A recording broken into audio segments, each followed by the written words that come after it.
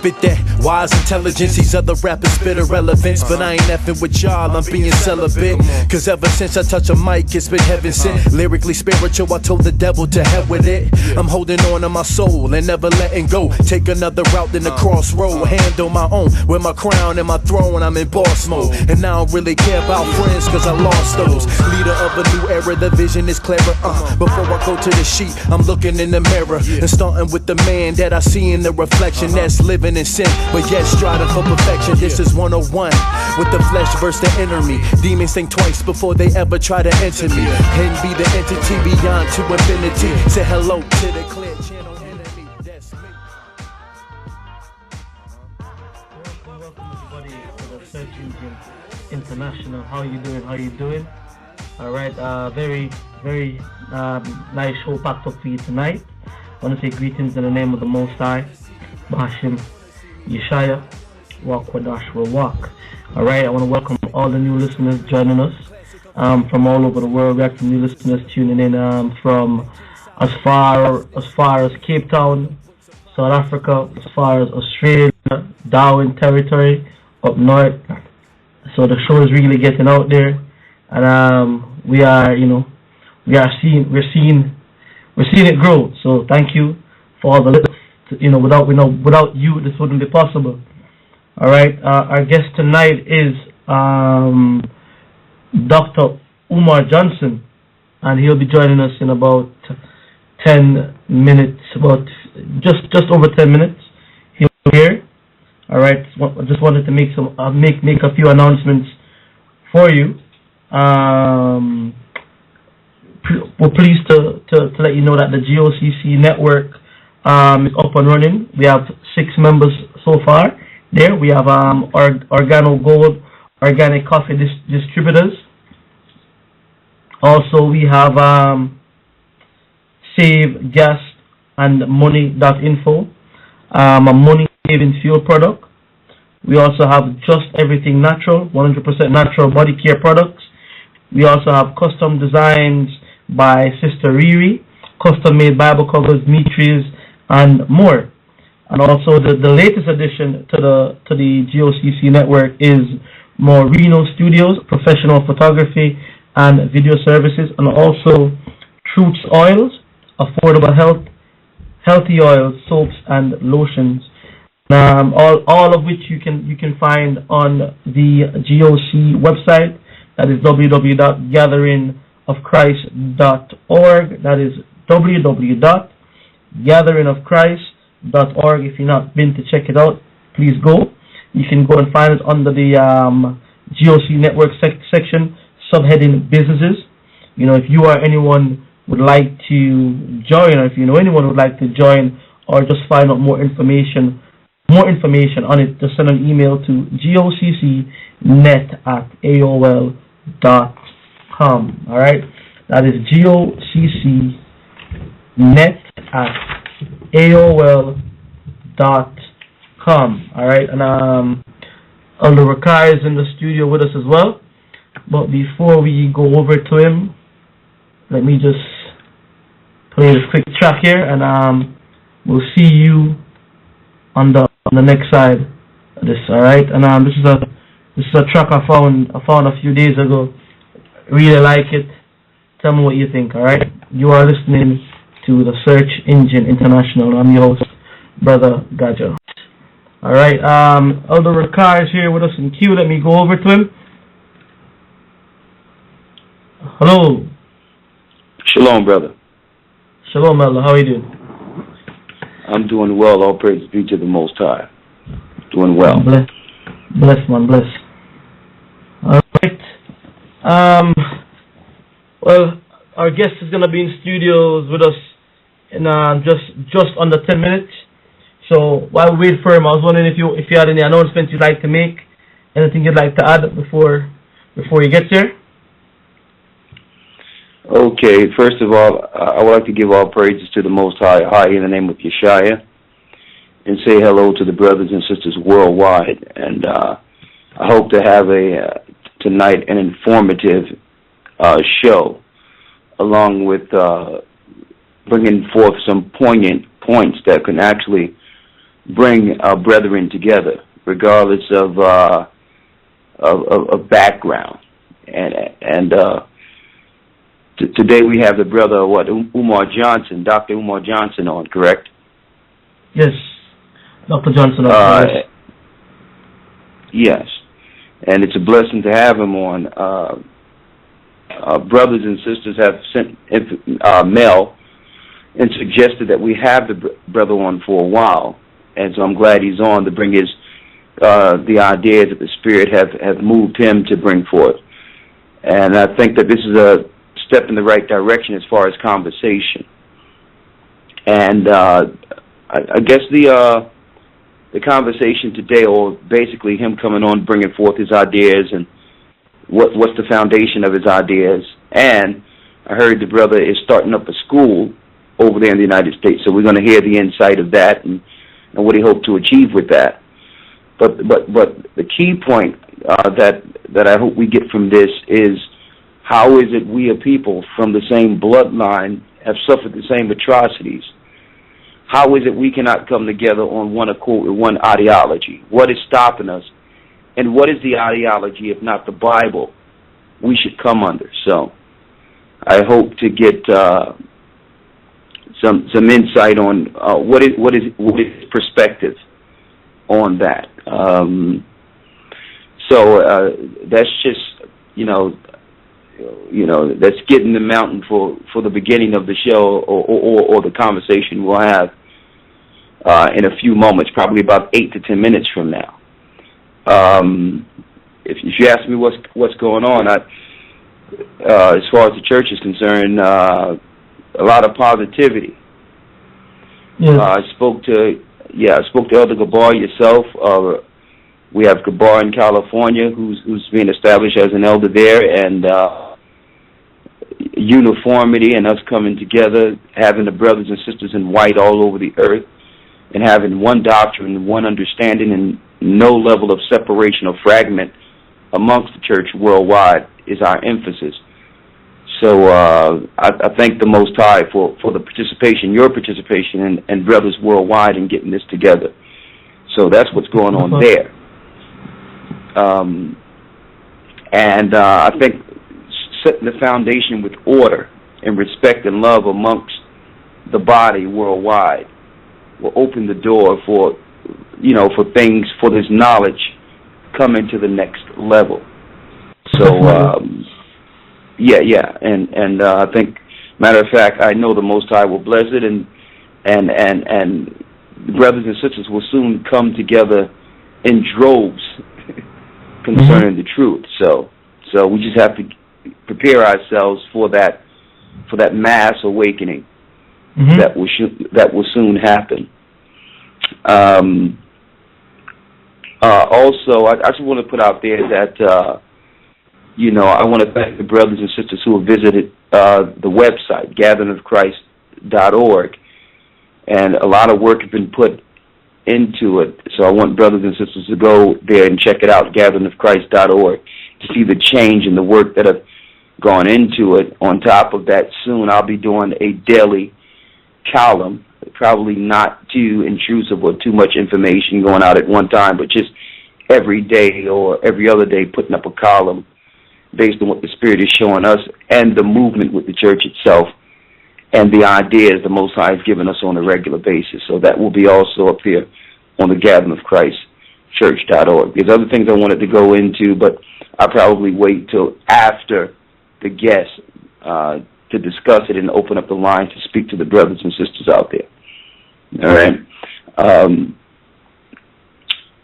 What's going on there? Talk to me.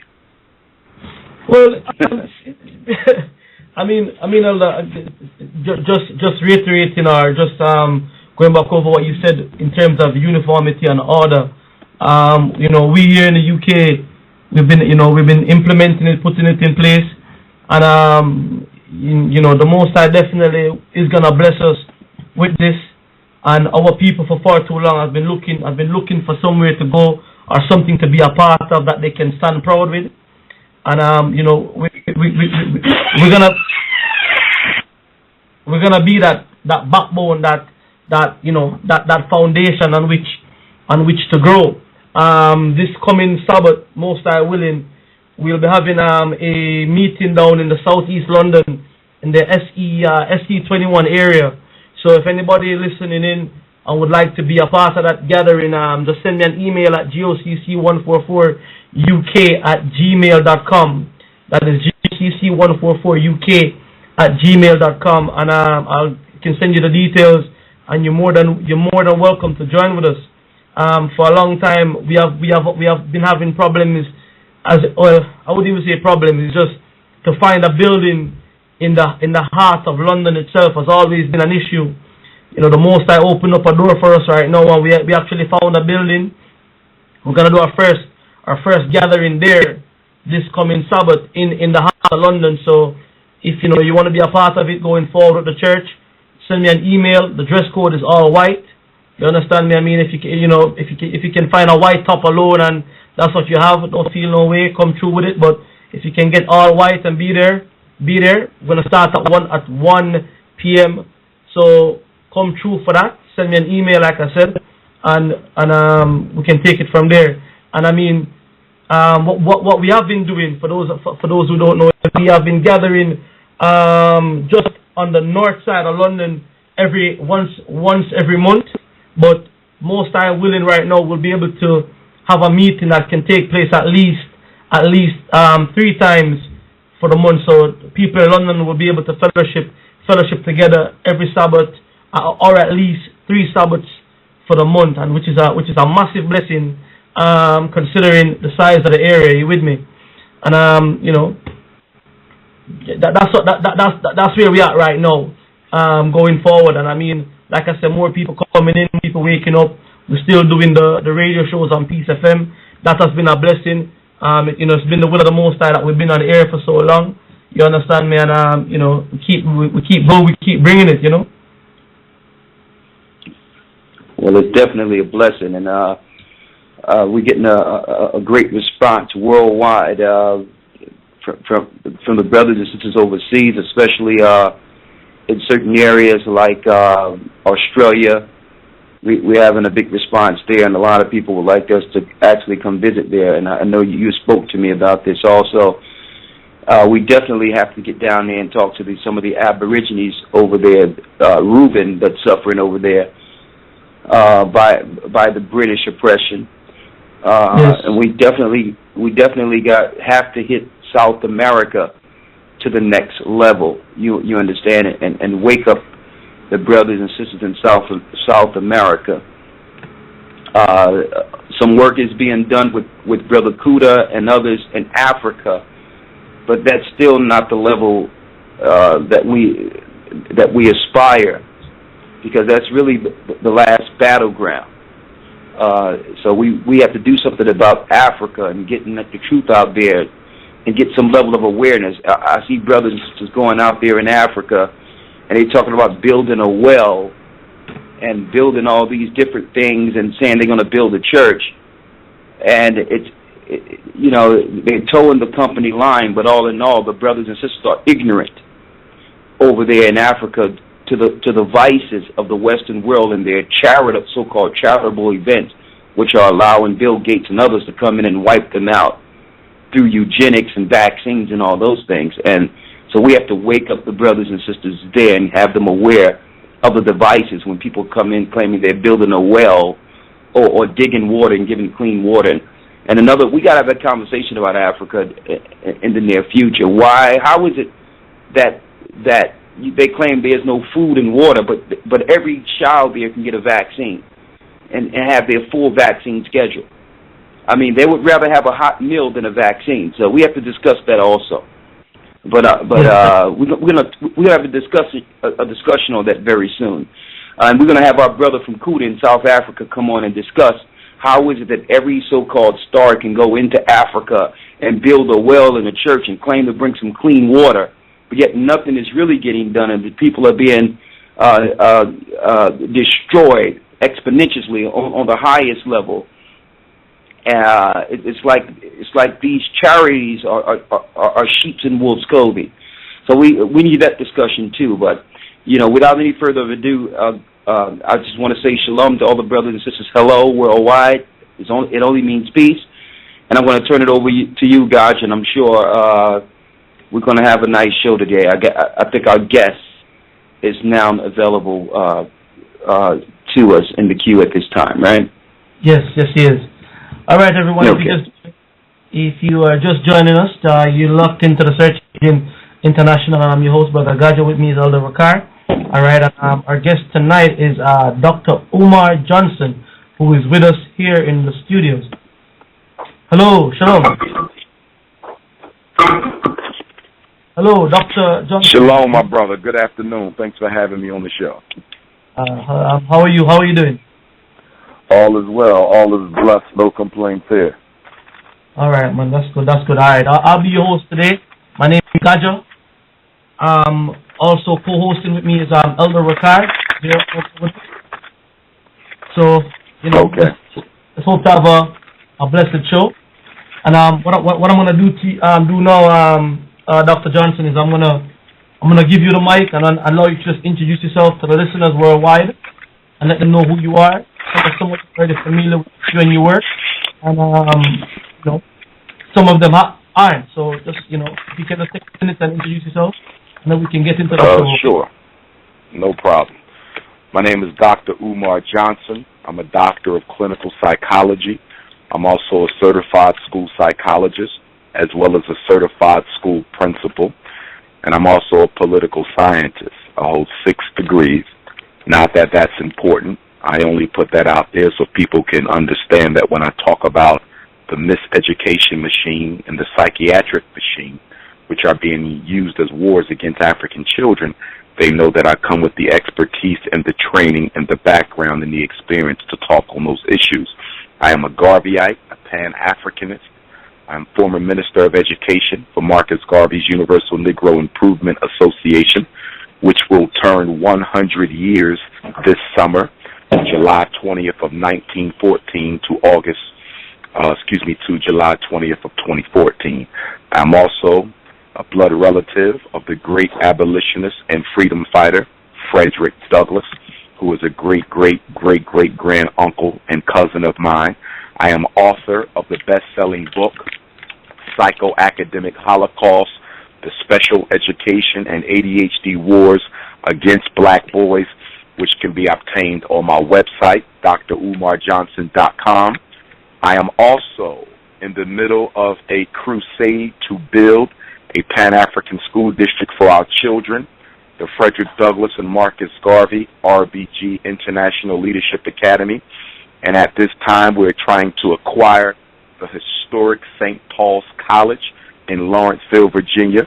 It is a historically black college that shut down last year, and we're trying to purchase that college for a sum of $5 million, and I have until August the 21st to do that. And so I'm hoping that during the course of this show, I have an opportunity to give the listening audience the mailing address to which they can send their check or money order donation to try to help us keep that historically black college in black hands, and also so that we can transform it into the school of the future that our children so desperately need. And the last thing I would say is that I'm the most requested speaker in the country at present and have been for the past 3.5 years. Although I'm not a bourgeois and you don't see me on television, no one gets requested to teach our people the truth more than Dr. Umar Johnson.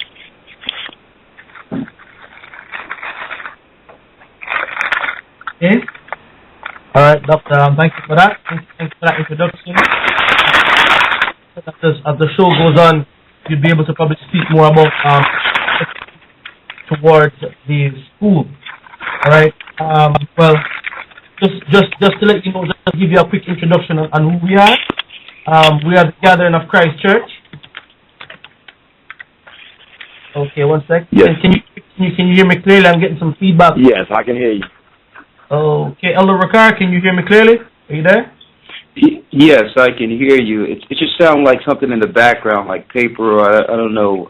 Is it from your line, Dr. Johnson? Or I I'm not. I don't think so. I'm not moving here. I'm stationary. Okay. Yeah, it sounds like every couple of seconds I'm hearing paper or something going on there, but maybe we can get it straight as it go along. Okay. All right. Yes, like I said, just to introduce real quickly who we are. We are the Gathering of Christ Church, a Bible-based group. This show here is Bible-based. We teach from the Bible, Old and New Testament. And I just wanted to ask some questions to you and just see your thoughts on some of these questions. All right. You have been, a lot of our listeners have asked us to request you and bring you onto the show. So I just say let's go straight into it, all right? Sure. If that's okay. All right. What it is, this is really my first question I'm going to put to you, and you can answer whichever way you feel, whichever way is best, okay? Now, all right. We see in our history, right? Okay, one second, hold on. I'm getting some disturbance here. Elder Rawchaa? Yes. Okay, let me make sure everyone can hear. Okay, let me hand it over to you, and let me try and sort this the sound here, the sound issue that we're having right now. Okay, let me just hand the mic over. Thank you. Right. Thank you. Bless you, brother and Dr. Johnson. I'm glad you're able to come on this evening. Getting straight to the point, and I know God, I have a few questions lined up that he must ask you. First and foremost, we thank you for your aspirations and actually getting things together within the community to try to set the groundwork for what we need our fundamental beginning of what we'll need to go forward. But what we wanted to discuss with you, and Gaja has a lot of questions for you, is that we noticed that our people, we talk about people who have gone through atrocities, slave trades, captivity, oppression, still being oppressed all over the world today. And what we noticed is that there's an agenda amongst every group out there. But there's a core point in which, even though we all are suffering the same atrocities, we cannot come together under one ideology or idea or understanding. It's as if we all understand what needs to get done, but there's no core plan to do it. Now, based on some of the things you're aspiring to do, hopefully that can be a beginning to this.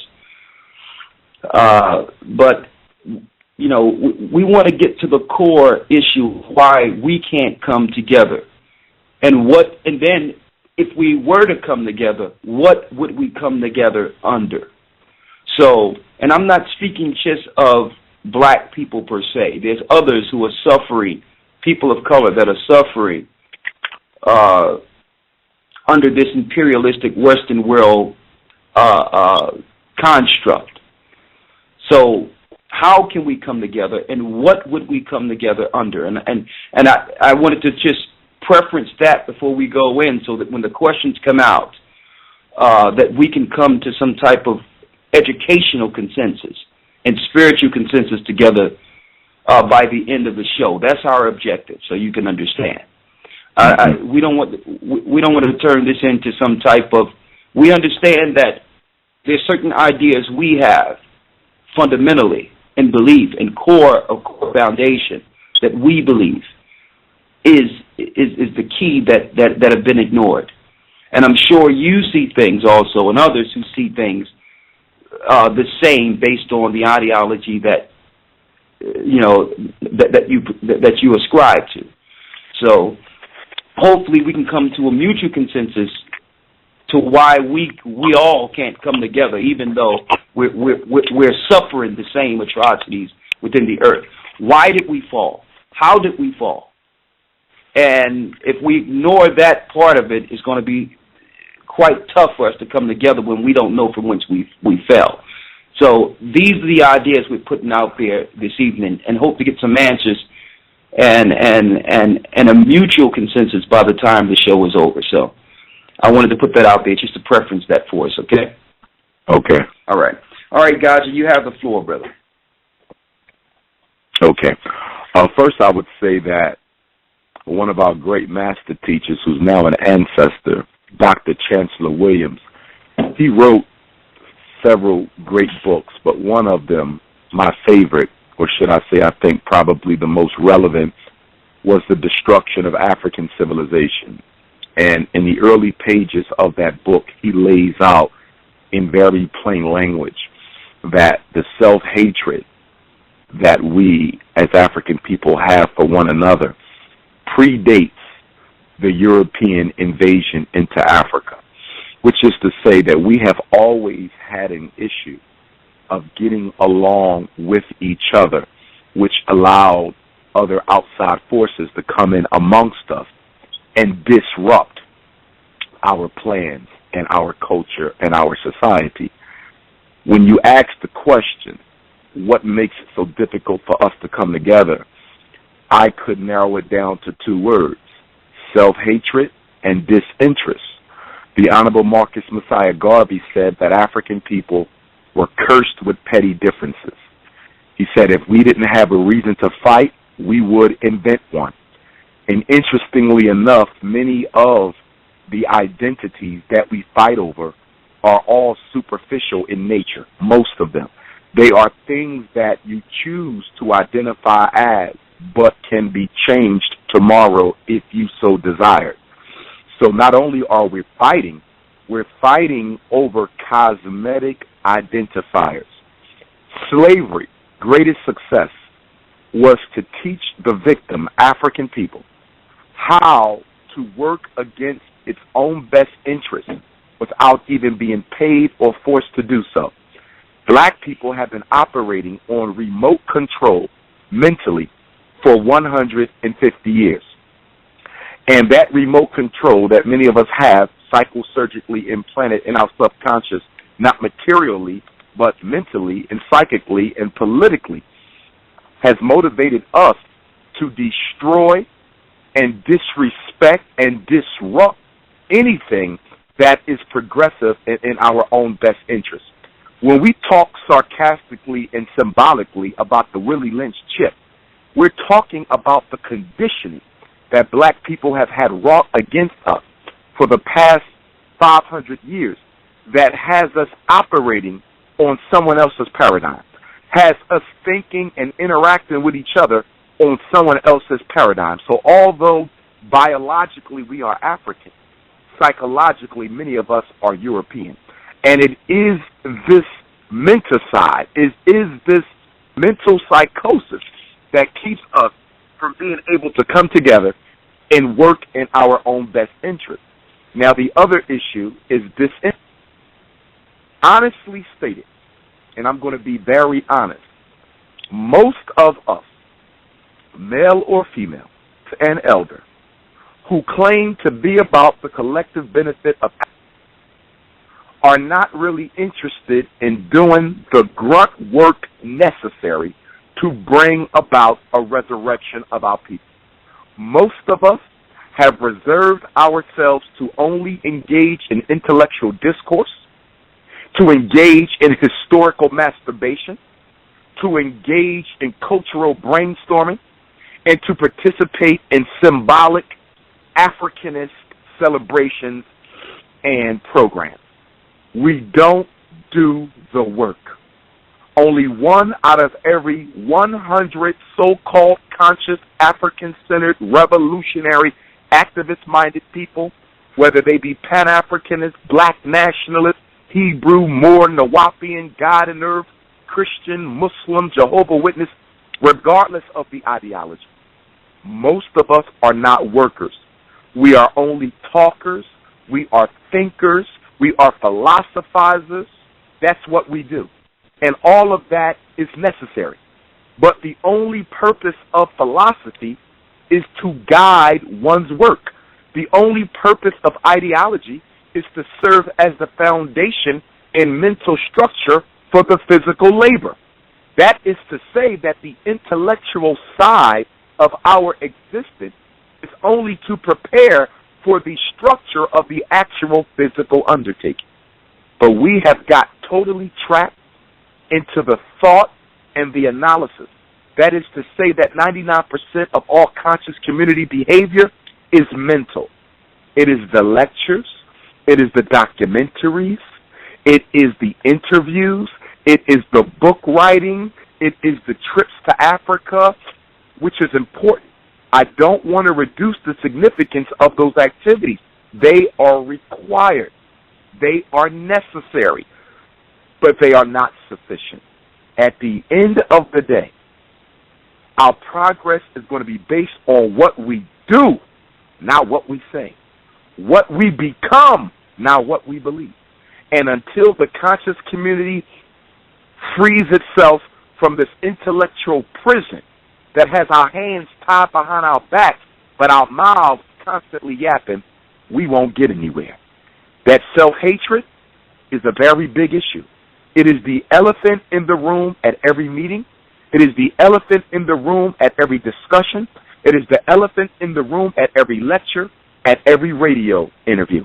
Right now, as we engage in this conversation, without question, there's probably one or two Africans who are spreading disinformation about me and what I'm trying to do.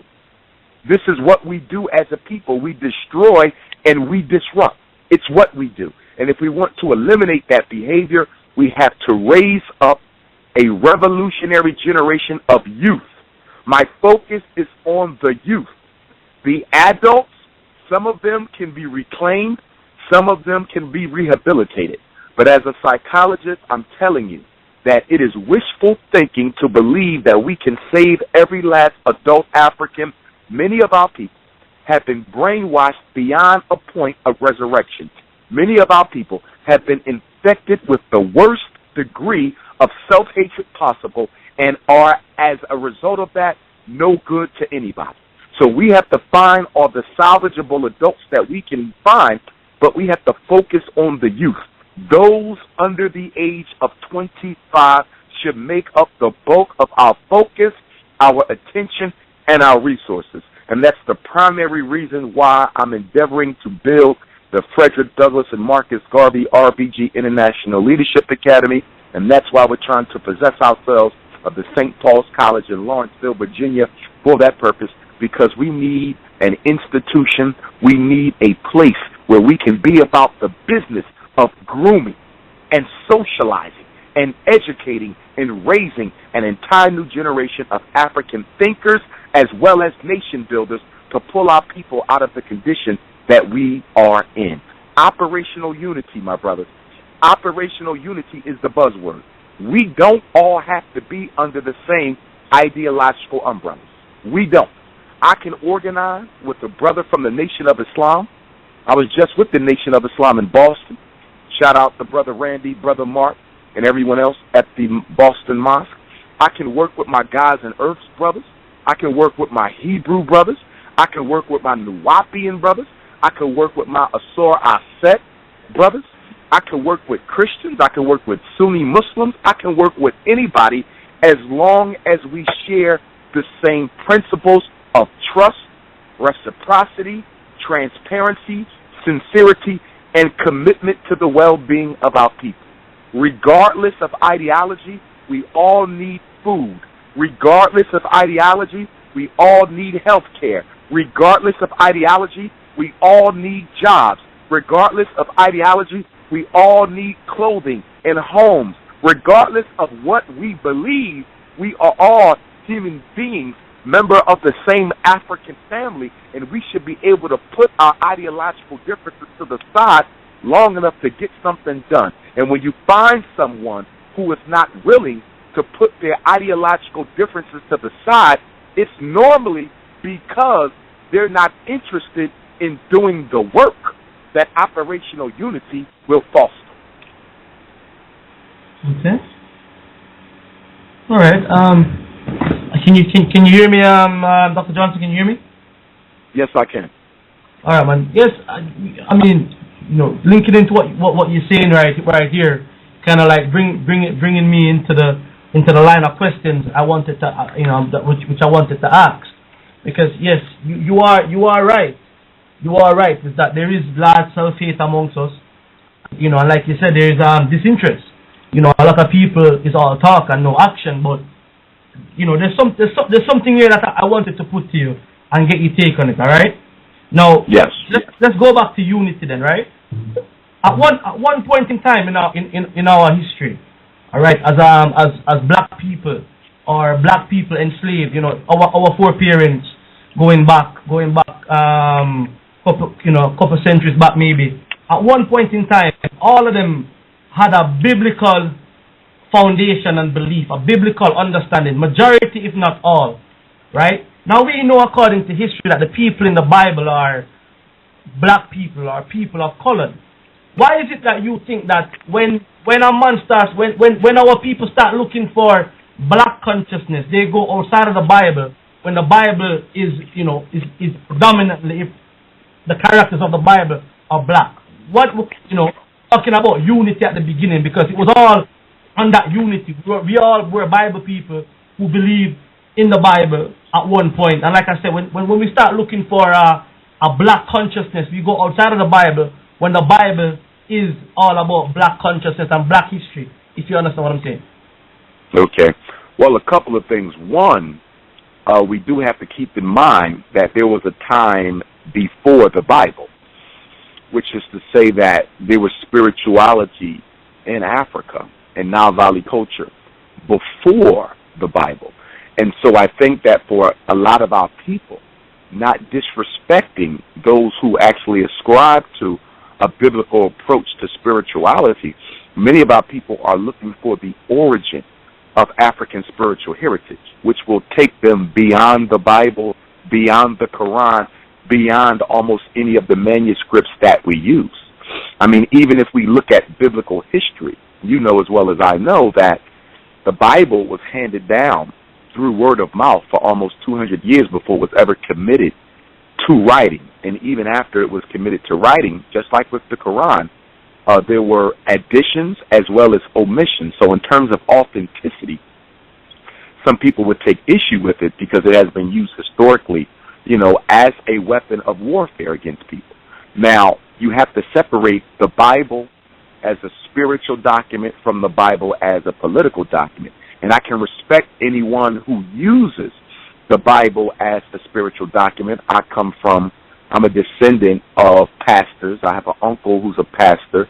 My family is very into the church, and my issue with the church, you know, isn't that they're teaching the Bible. It's how you use those lessons and how those lessons can be used to brainwashing African people into not organizing with people who are not Christian, into making them believe that they have to love their oppressor, into making them, you know, believe that God is going to solve their problems for them, even if they don't do anything on their own. Now, I know that this is not fundamental to the message that was taught by Yeshua the Christ, but I think in honesty, when we discuss any religion, although we can free it from the negative uses for which it was employed, we have to also be sensitive to the fact that a lot of people take issue with organized religion, because organized religion has never been a blessing to African people. If we look purely at the historical, we would probably have to conclude that the Bible as well as the Quran have caused more problems for us politically than they have saved us from. Now, of course, again, you separate that from the use of the religion and what it actually teaches. So if you go by what the Bible actually teaches, how could it have ever been used as a political document or as a political weapon? Well, that's something that people who belong to the religions have to clean up. So, for example, I was raised Muslim, Sunni Muslim, here in Philadelphia. Well, as I began to study the history of Islam, I began to see how Islam was used as a weapon against black people then and used as a weapon of black people now. For example, in Philadelphia, which has the largest per capita Muslim population of African descent. There's more Africans and African American Muslims in Philadelphia per capita than any other place in America. But black people are no better off in Philadelphia than anywhere else. So if you have all these Muslims, how do you explain so much crime? How do you explain so much miseducation? How do you explain the unemployment rate? How do you explain the black-on-black homicide rate with a city that is probably the only city that can argue that they have more Muslims than they have Christians? It's because these religions often function as cliques, as secret societies who are not interested in the condition of anyone outside of their belief culture. And that is my problem with religion, is that it is exclusive. The average church is only worried about people who go to it. The average masjid is only worried about people who go to it. So when we have conversations on religion, it's important to understand that although we do got to free the religion and its historical intent from how it's being used, until people who belong to that religion actually do some house cleaning and hold people accountable who use it for things other than what it was intended to be, I think you're going to always have this issue. Now, the last thing I would say is I don't think you have to be about the Bible to have a relationship with the Most High God. I think you can, but I think you also cannot. And if you are going to use a religious text as your gateway to God consciousness, I think you have to be very careful not to allow anything you're taught, not necessarily by the Bible, but by the Bible community. Not necessarily by the Quran, but by the Muslim community. You have to make sure that you don't get brainwashed into being against the best interests of your people. For example, when we opened up, the other brother who's on the show with us mentioned about what are we going to do to bring people together under one umbrella. And he said it's not just about black people. Now, for me, it is only about black people. I am not against anyone else, but I am totally 100% unapologetically African, and I am only concerned at this point in history with the African predicament because we are the worst off. And one of the things we have to stop doing, and a lot of this comes from religion, is being made to feel like we're doing something wrong for being for our people before we are for anyone else. If we don't give ourselves the attention, and if we don't give ourselves the concentration, and if we don't give ourselves the focus that we are entitled to, we will never come to a solution that's going to be amicable for the problems that affect African people. Now, some people have trouble accepting the unapologetically program that I stand for, the Race First program that was taught by the Honorable Marcus Messiah Garvey. But a lot of that is because of religious conditioning and confusion. In the church and in the mosque, you have to love everybody. You have to be for everybody. Well, guess what? The Chinese man might be a Christian, but he's concerned about Chinese Christians, not black ones. The Arab might be a Muslim, but he's concerned about Arab Muslims, not black ones. Even within the religions, there is racism. Religions are just as political as anything else, and we cannot be so blind as to not understand that, because the weapons that are being used against us include this colorblind, love everybody under the sun religious propaganda that is brainwashing black people away from holding themselves and their people as the number one priority in their lives. Oh, okay, brother. This is Rawchaa that was on earlier with you? Yes. Okay. And we respect your ideas and the things that you're bringing forth, and I agree with many of your points. But what we were trying to do, instead of just being scattered, knowing that we under limited time, so that we can actually keep things within a parameter, we formulated some questions so that we can actually get to the bottom of issues of why we don't deal with certain things, and we preference those things to one idea at a time. All due respect to you, because I know you're dealing with a lot of information there, but one of the issues is that we have so many talking points and so many things that we bring forth within one question or conversation that we can't come on one accord to the one key thing that we ask. And I was saying that because we bring others on, too, with the same thing, like when Elder Rawchaa and Brother Rawchaa asked the question about the Bible, going back there. Now, what people do religiously, that's their issue. Okay? If people have the wrong intent, they have to deal with their God or the Creator on that. You understand? But but the question was asked, and I think it was a very key question, the fact that the people of the Bible are black. Now, regardless of what the white man used and did, the question was preference to, if we were all believing in the Bible and the characters of the Bible are black, why is it those that deal with African teachings go outside the Bible? And a few things you said here was, one of the first examples you gave, brother, was that that there was other things before the Bible that our people were dealing with that predates the Bible. But so that we can bring this back around, if those things were positive for us and we were operating righteously in those particular things, and I'm sure you're going to bring a few of those forth outside the Bible, then how did we fall?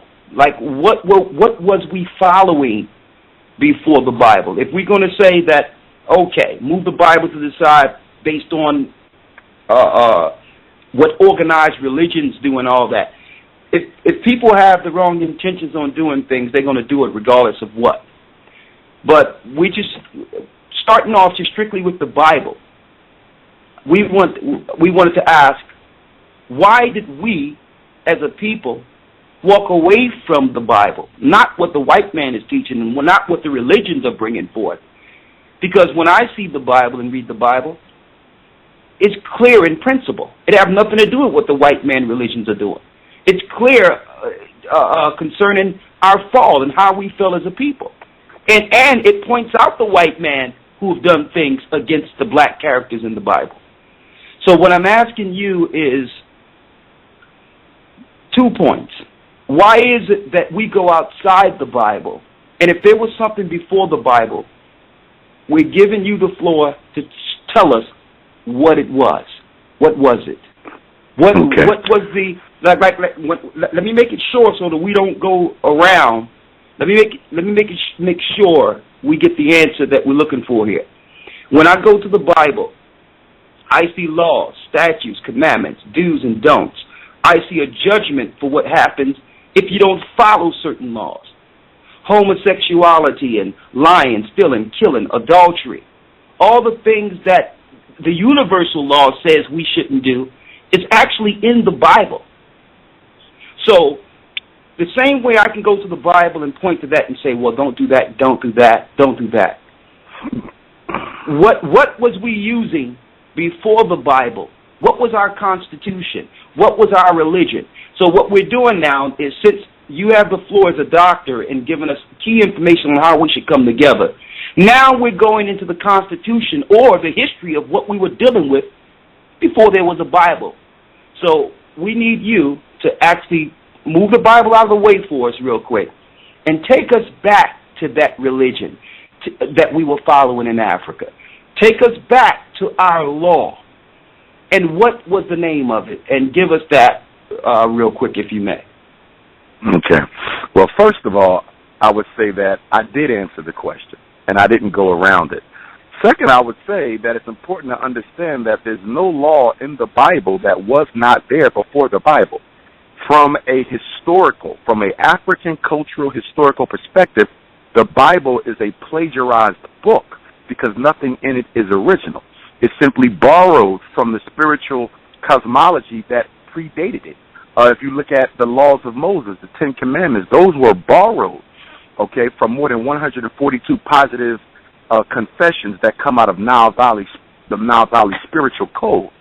So it's not to negate anything in the Bible, but to understand that the Bible is nothing more than a composite of pieces, of spiritual doctrine that predated it. As far as what the religion was called, it's important to understand that really calling spiritual consciousness from an African context religion is inappropriate because technically we had no religions. We had spiritual culture. So when we look at the spiritual science of Kemet, okay, of Asar and Aset and Asaru, that was a part of the culture of the people. It was not separate from their worldview. It was not separate from their family structure. It was not separate from the economic order. It was culture.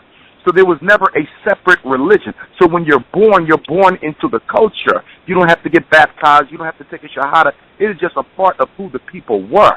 And now keep in mind now, when you look at the chronology of the Bible or Jesus Christ, you're looking at 2014 years ago.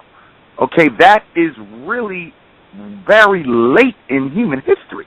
So my issue would be, why would you need something so new when you already had so much rich cultural heritage that predated that? In terms of the text, if you're looking at, the text, the book of coming forth by day and by night, the teachings of Ptah-hotep, and of course, we know that many of the libraries in Nile Valley culture were burned, but a lot of those texts did survive. And if you were to collect all of the surviving texts upon which ancient African spirituality was based, you would end up with a collection of literature that is much more larger and much more vast than the Bible itself. You have the 4 Gospels, and then, of course, you got the Old Testament, but that is very small compared to the text available from which it was borrowed.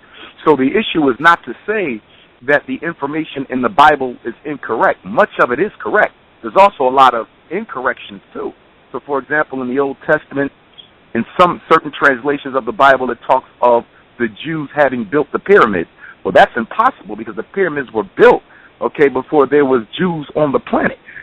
So it's important that we understand that although spiritually the book may have some very good, useful teachings in it. I have Bibles at home. I read the Bible from time to time, because some of the fables in the Bible really do hit at some spiritual truths. I even use it in psychotherapy because it's very effective. But again, my premise in answering the question would be, as many other Africans would ask, why do you need the Bible if you have the sources from which the Bible came? Whether we're looking at spirituality in Ethiopia, whether we're looking at spirituality in the Sudan, whether we're looking at it in the Dogon, whether we look at it in South Africa, a very rich spiritual tradition, research which shows is almost as old, if not older, than the spiritual tradition of Nile Valley culture. Me, myself, I study the system of Ifa coming out of the Yoruba of West Africa. But I guess, let me say it this way. Your relationship with the Most High God is not predicated upon you accepting anybody's version of reality, nor is it predicated upon you believing in any type of fairy tales or stories or historical chronologies whatsoever. So, for example, if I'm trying to build a relationship with the Most High God, first of all, I don't have to be taught morality. Morality is put in your soul when you come into this world. An aspect of God is within you. That's the God within. As Jesus said, the temple of God is within. That's within you. Morality is in you. You know when you're doing right, and you know when you're doing wrong. You don't necessarily have to be taught that. That is a basic human attribute. But in building a relationship with God consciousness, I don't need to believe that Jesus was the Son of God. And I don't not need to believe it. I don't need to believe in Abraham. I don't need to believe in Muhammad. I don't need to believe in Moses. I don't need to believe in the parting of the Red Sea. Your relationship with God is a spiritual process. It has nothing to do with intellectual acceptance of historical narratives. So as a critique of organized religion, and this is my position, one of the weaknesses of it, one of the criticisms I would have, and I say organized religion because I'm not singling out the church, this goes for any organized religion, is that it teaches people that they have to believe in stories that don't have anything to do with their current reality as a prerequisite to building a relationship with God. So I have to believe Muhammad was God's prophet before I can begin to build a relationship with the Most High. I have to believe that Jesus Christ died on the cross for my sins before I have to build a relationship with God. And I'm saying that is false, that is inaccurate. Whether it's historically correct or not is irrelevant. So some people would get into an argument on whether Muhammad was a prophet or whether Jesus was the Son of God. For me, that discussion is irrelevant, because whether he was the Son of God or not, whether he died on a cross for my sins or not, that, from a spiritual context, doesn't help me build a relationship with the Most High. I'm going to have to do that on my own, through prayer, through fasting, through meditation, and through contemplation of spiritual texts that personally resonate with me. So for me, I would have to say that we don't need the Bible to build a relationship with God. And I would also say that although I'm understanding where you brothers are coming from, I think also y'all have a responsibility of making sure the religion you belong to is cleansed of any of the political dirt that is heaped upon it, because people who ascribe to it are injecting teachings that are not necessarily in the best interest of African people. See, my goal is to resurrect my people. Let me finish my statement. Let me finish my statement. Can I finish my statement, my brother? I'm gonna let you finish, but you go on to... Give me 5 seconds, my brother. My brother, I'll give you 5 seconds, but... I'm going to stop. Can I have 5 seconds? Go ahead. We're wasting 5 seconds now. I was going to say that my goal is to resurrect African people, not force the Bible down their throats. Okay. Are you finished? For the moment. Okay. What we're trying to do, getting back to the original premise that we were speaking of, we're trying to preference things and go directly and answer direct scenarios based on the question. And the reason we have to do this, you understand, is because of time restraint. So I'm just asking you to be mindful of the time constraint, the fact that we do have a program that has certain minutes, so that we can keep things preference to what we're asking. It would be highly appreciated. I understand that, but the brother said you guys were on until 9 o'clock, and if we can't finish the conversation, I'll be more than willing to pick it up at another time. But I'm very responsible for the people listening to the show, and I don't want to shortchange them by not giving a full answer to the question being asked. Brother, let me speak real quick, because I think that what we're dealing with here speaks to why we can't come together. Why our people, we talk about the things of coming together, but when you put the discussions on the table and say, well, let's just deal with this for one moment. Now, the example I'm giving you, brother, is that we don't really want to discuss what you don't believe in the Bible. You understand? Because I understand. Maybe you shouldn't ask questions about it then. Okay. Brother, maybe we shouldn't be talking about the Bible, but you're not going to unify people around the book that historically oppressed them. Hey, brother, I'm not trying to be argumentative here. We're not arguing. We're having a conversation. Okay. Well, if we're going to have a conversation, you have to let me speak, then I'll let you speak. Okay? Now, going back to the original question so that we can actually get to what we need as a people to come together. I just want to correct one thing that you spoke of concerning the Bible, because maybe you didn't know that was incorrect. There's nothing in the Bible that says that the Jews built the pyramids. That's not in the Bible. That's not true. In certain early editions of the Bible, and this is a fact because I even have one in my own possession, it does say the Jews built the pyramid. Now, there's more than 325 different versions of the Bible. So your version might not say that, but there's versions that say it, and I own one. I own one of them. Okay. This is what we're going to do then, brother. Instead of us talking about the Bible, let's move on to something that's more productive for our people than religion, because that's not it. Brother, I'm going to ask you again, to be respectful. All right? I'm going to ask you. Being respectful, but when you make a statement, you're going to correct something that I said, which you're not correcting, because what I said was not incorrect. Brother, all you can give is your opinion, but you can't correct me. Brother, if you want to be argumentative. We're not going to be argumentative, but if you have an issue with someone disagreeing with what you're trying to push, then we can discontinue the interview if that's what we need to do. Now, I'm interested in having a conversation. Brother, but we ain't going to talk about religion all night. I'm done with religion. Can we talk about things that are more progressive? I don't want to have a conversation about the Bible. That's not where we are. Okay. Let me finish my statement here. If you make a statement and we ask you to prove it, then just prove it so that the audience can actually get the information and run with it outside of any of our ideology. Now, what I'm asking you is, if there is a Bible that says that the Jews built the pyramids, I just need you to put it out there to what that Bible is so that we can all come together and research it and corroborate your information that's written. So the only thing I'm asking you before I go on is, what is the Bible that says that the Jews built the pyramids? What is that Bible? I have it in my library, and I would need to find that.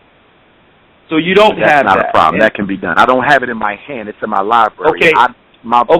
Books on the Bible are not at the top of my list when it comes to gathering my books. Sir, so that it's not at my fingertips, but it's in my library here. Yeah. This is and what I'm asking you. it's also been quoted in numerous books that deal with biblical history and inconsistencies. So you don't necessarily need my Bible. This has been discussed by Dr. Ben as well as other scholars in terms of the accusation that you I'm asking you, sir, I'm just asking you. At this point, I just answered you. I'm going to answer back. At this point, there is no proof on this conversation that you can bring forth right now to say that in the Bible the Jews built the pyramids. There's nothing you can't bring right now. You can bring right now, correct? Yes, it's in my library. Yes, I can. But listen to me. Listen, I want to make sure I'm clear, brother. I'm not wasting time trying to prove anything for or against the Bible. I'm in the process of trying to build a school for our kids. I could give a damn what you believe or don't believe about the Bible. That is not a priority for Dr. Umar Johnson.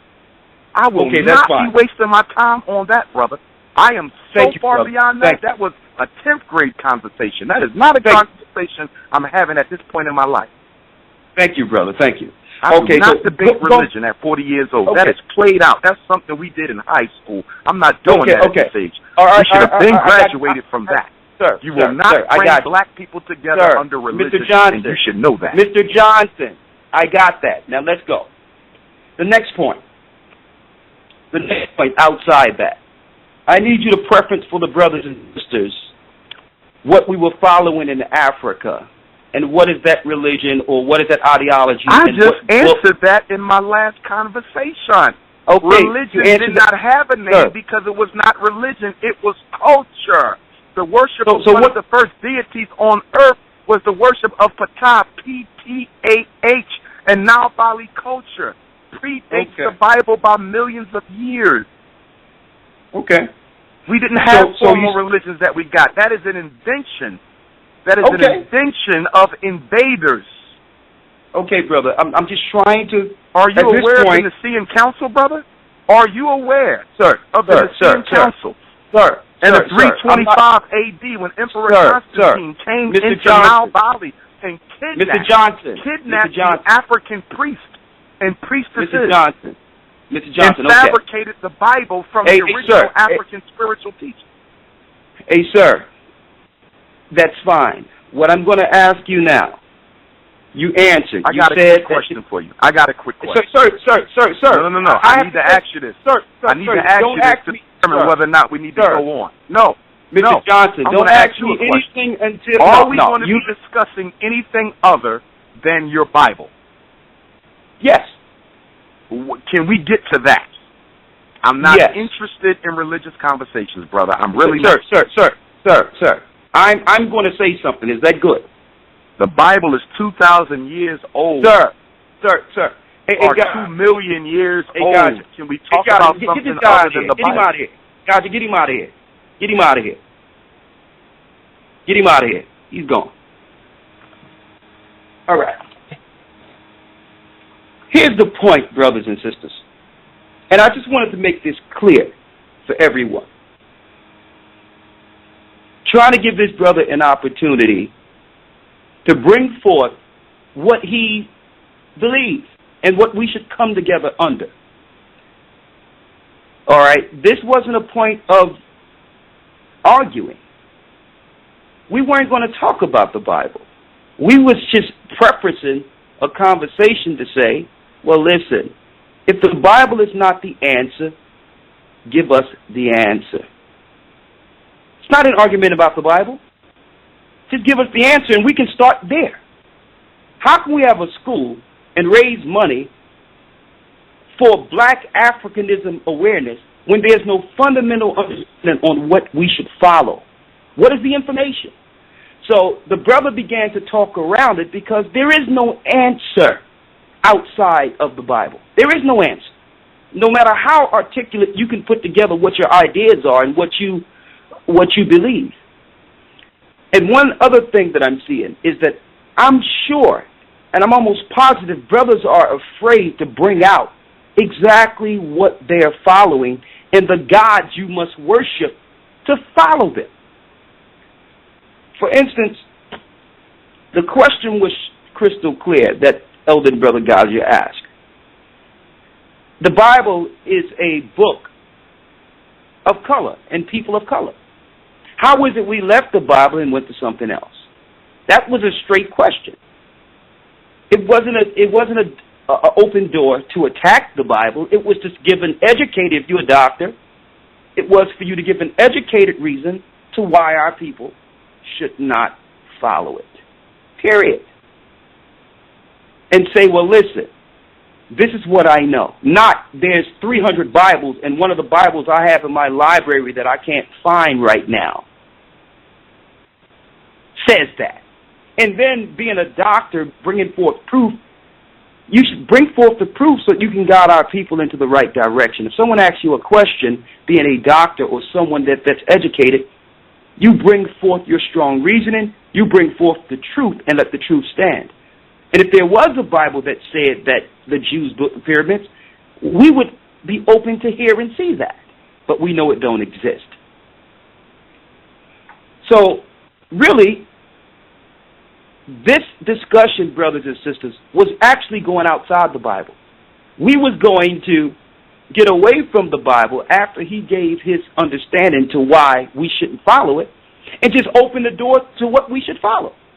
The next question was, Rawchaa, I need you to go down to the list of questions that you had for the show so that the brothers and sisters will know where this show was going.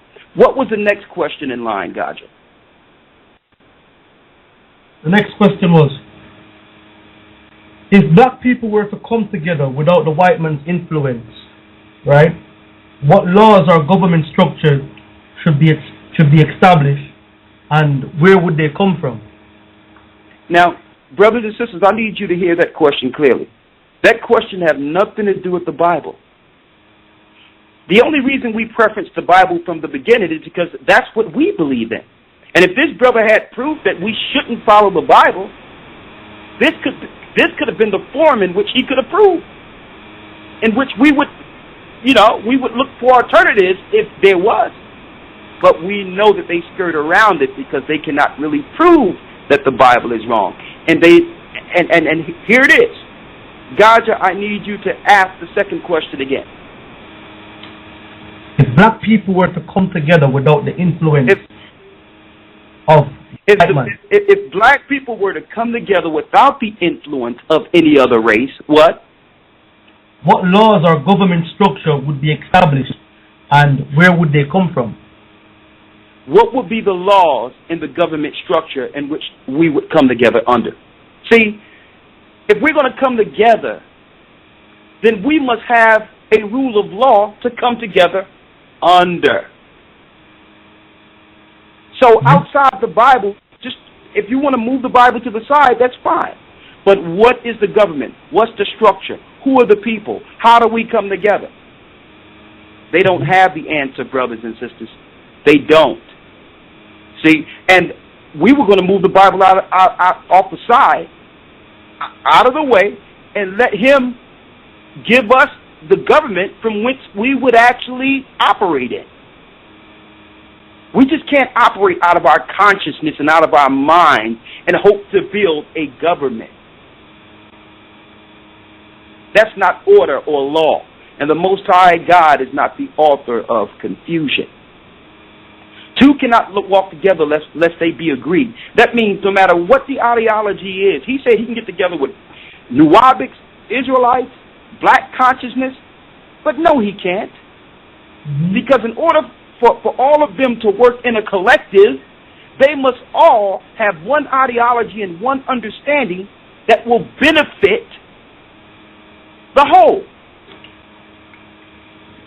So that's an impossibility to come together with all these different ideologies and all these different gods, but not address from which we fell.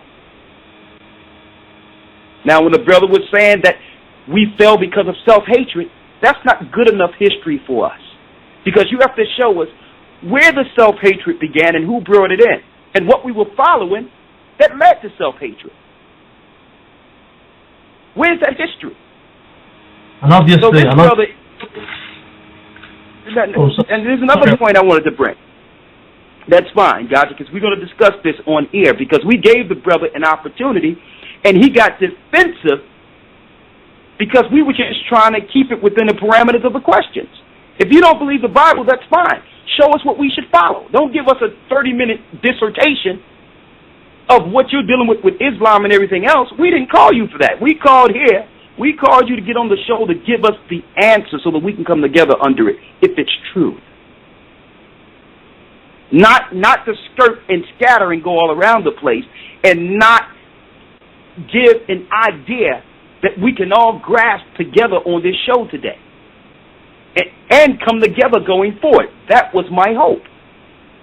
But it's something about this black Africanism thing where people just want to hear themselves talk, but not come to the root issues concerning us as a people, and not address the fact that the Bible gives the only answer that makes sense. And when I say that, the Bible tells us what would happen if we broke the law. The Bible tells us that we would go into cargo slave ships, that the enemies would destroy us, that we would have shame and self-hatred if we broke the laws that we had while living in Palestine. The Bible even tells us how we got to Africa. And the Bible does not call it Africa, because Africa is named after a European conqueror, Leo Scipius Africanus. So we can't come together under Africanism. So what we need to do is to discuss what we were that led us to this condition. And that discussion can't happen because everyone out there that's speaking don't believe the scriptures pertaining to the prophecies of how we got into this condition, how we got to America, how we fell as a people, how we're destitute and why we're destitute. Now, Rawchaa, I need you to preference to put out there what was the third question to this brother that we had, that you had there. The third question is, would have been, and I wrote it down here. It's okay then. How did this law, this African law or pre-Bible law, how comes it didn't help us before this condition? How come we following the pre-Nile Valley or the Nile Valley understanding? How did that let us get here into this condition now? So why should we go back to it if it's gonna, if at the beginning it didn't help us? I was just penning that down. That would have been my next question coming up after the influence. For some reason, I believe, I was anticipating him going into, his answer would have been that, we should go back into Africanism, which is what he said, he was saying for most of the conversation. So I wanted to know, well, if that was so great, it didn't help us reaching into this state right now. That would have been my next question. Okay, so the next question in line, that whatever religion or ideology that was before the Bible, he would have had the opportunity at that point to tell us if that was the answer. Why did we fall as a people? If Africanism or the Nile Valley spiritual code was the answer, if it was so great, how could we have fall doing it? Mm-hmm. And if we fell doing it before, why are we going back to that now? Mm-hmm. You understand? So everyone want to talk about Africa and getting back the African consciousness, when obviously whatever we had with that African consciousness we fell from. So the point is, so here's the point. Here's the point. No matter who we bring on here, we will never come together as a people if we don't. If number one, we cannot have a righteous discussion without total defensiveness in arguing. If someone asks a question, answer the question the best of your ability according to fact, so that if what we're dealing with is wrong, we can check it off as wrong. And now that has brought us closer together. If someone come on here and prove to us that the Bible is wrong, we're open to hear that if you're bringing proof that's true. And then from that point I can say, you know what, brother?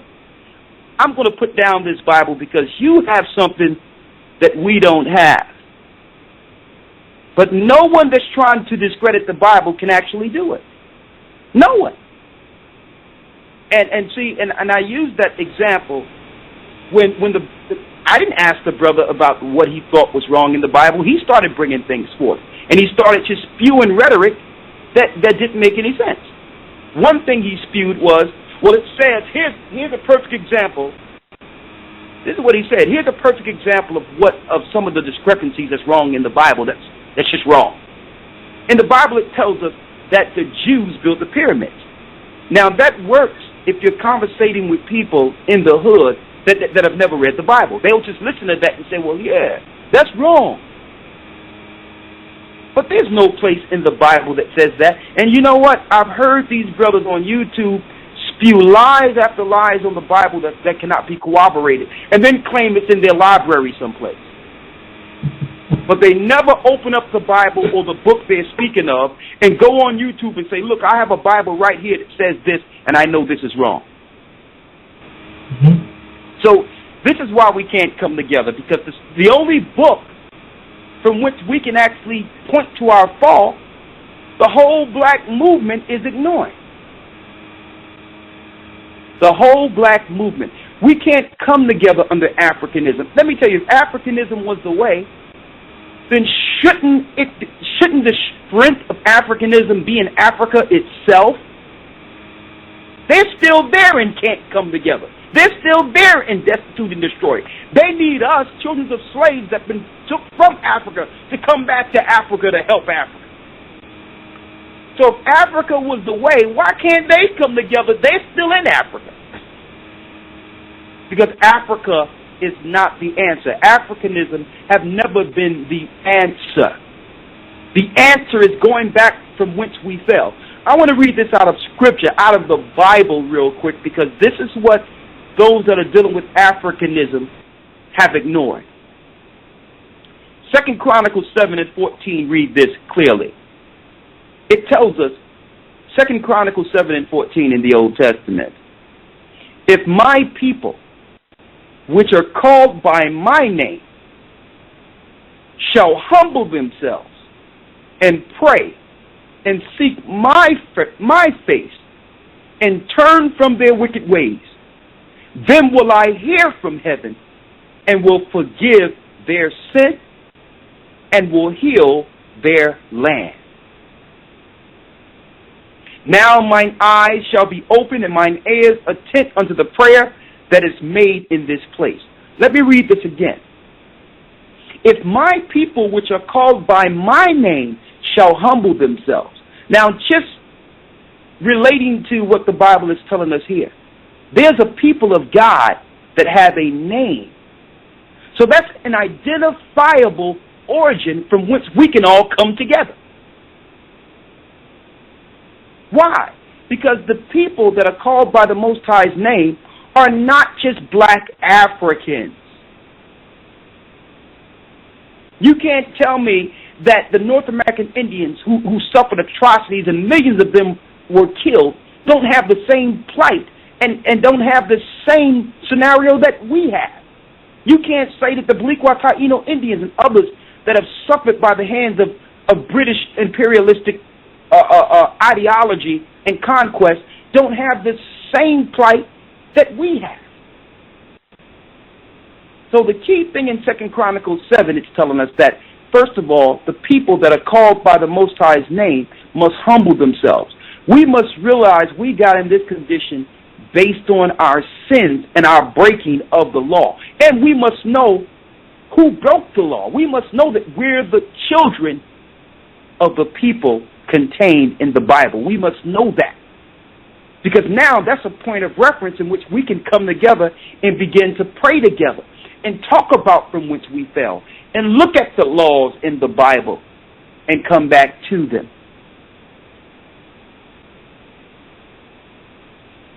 Okay, so what I'm saying is there's many people with great talking points and orators out there that deal with their philosophy, but none of them have the answer to why we fell. And a lot of them out there only perpetuate. They perpetuate and take advantage of the ignorance of our people. When I say that, they look at the struggle and make their whole ideology strictly off of the struggle, but not point to how we fell to this struggle.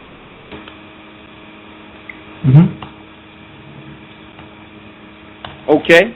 So really, the discussion, brothers and sisters, I'm going to tell you right now, wasn't the Bible at all. We just wanted to hear how is it that the people of the Bible are black and that cannot be disputed. Why can't we relate to the people in the Bible and look at them from whence they fell? Why can't we look at the Bible and say, well, okay, the Bible is a black book. Why can't we include that in our canon of black ideology? Now, if he would have had an answer to that, it would have been fine. Then we would have went to the next question. Well, outside the Bible, what should we follow? And I'm going to tell you, brothers and sisters, you will rarely hear them say what they follow because there's God connected to their religion. They claim it's not a religion, but then he said that one of the original deities that was followed in Africa predates the Bible. What deity is that? And if you're following a deity, isn't that a religion? So, but you see, also with that, Elder, right, is that when he started off speaking, you understand me? I made a couple of notes on a few things, and then like the key fact when he said we can work together with different, you can work together with different people with different ideologies. I wanted to ask off the back of that was, okay, then can you show me an example of an organization run by black people that is going somewhere with a bunch of people with different ideologies? Now, when he was saying also about working, people, there's a lot of talk about actual work. I can put my hand up and attest and show you that, well, all right, then listen, I have seen an establishment where black people have come together and everybody in this establishment have their own ideology and it has gone nowhere. And as somebody here who is trying to build underground, not just talking but actually gathering people, I see how hard it is even when people do believe the same thing, how hard it is to grow like that. Never mind having 4 or 5 people within the midst who have a different agenda or different mindset. Now, anybody who says that they can do that, they can work with people of a different mind or a different understanding, has never really worked with anybody and achieved anything. You understand me? And yes. And the next point to that is, okay, then black people are the most spiritual or religious people on the planet. Our people, nobody go to church, nobody into religion like us, and his statistics proved it. He said in a place like in Philadelphia, there's more Muslims there than Christians, but yet still there's crime. So obviously religion plays a very big part with our people. Jamaica, the most churches per square mile. Religion, so shouldn't religion then be a prime topic to put forward, that we have to overcome what this is or what's going on with religion, instead of, well, okay, we're not going to talk about religion, we're going to talk about Africanness, or African consciousness on the Nile Valley. Most people don't even know where the Nile Valley is. You understand me? It's like you said, it's preying on ignorance. And there's a couple of the things that was said here that I wanted to interject, but because we had a line of questions already down, I never wanted to cut and bring it like that and be disruptive, or but I mean, it is what it is, Well, brother, a key point in this, brother, is the fact that with one question came so many scattered ideologies and speeches, to the point where you forget from whence the conversation began. Yes. It's like, I think some of these guys are so used to just talking and bringing speeches that answering a direct question and actually giving a poignant answer, a direct answer, is almost impossible.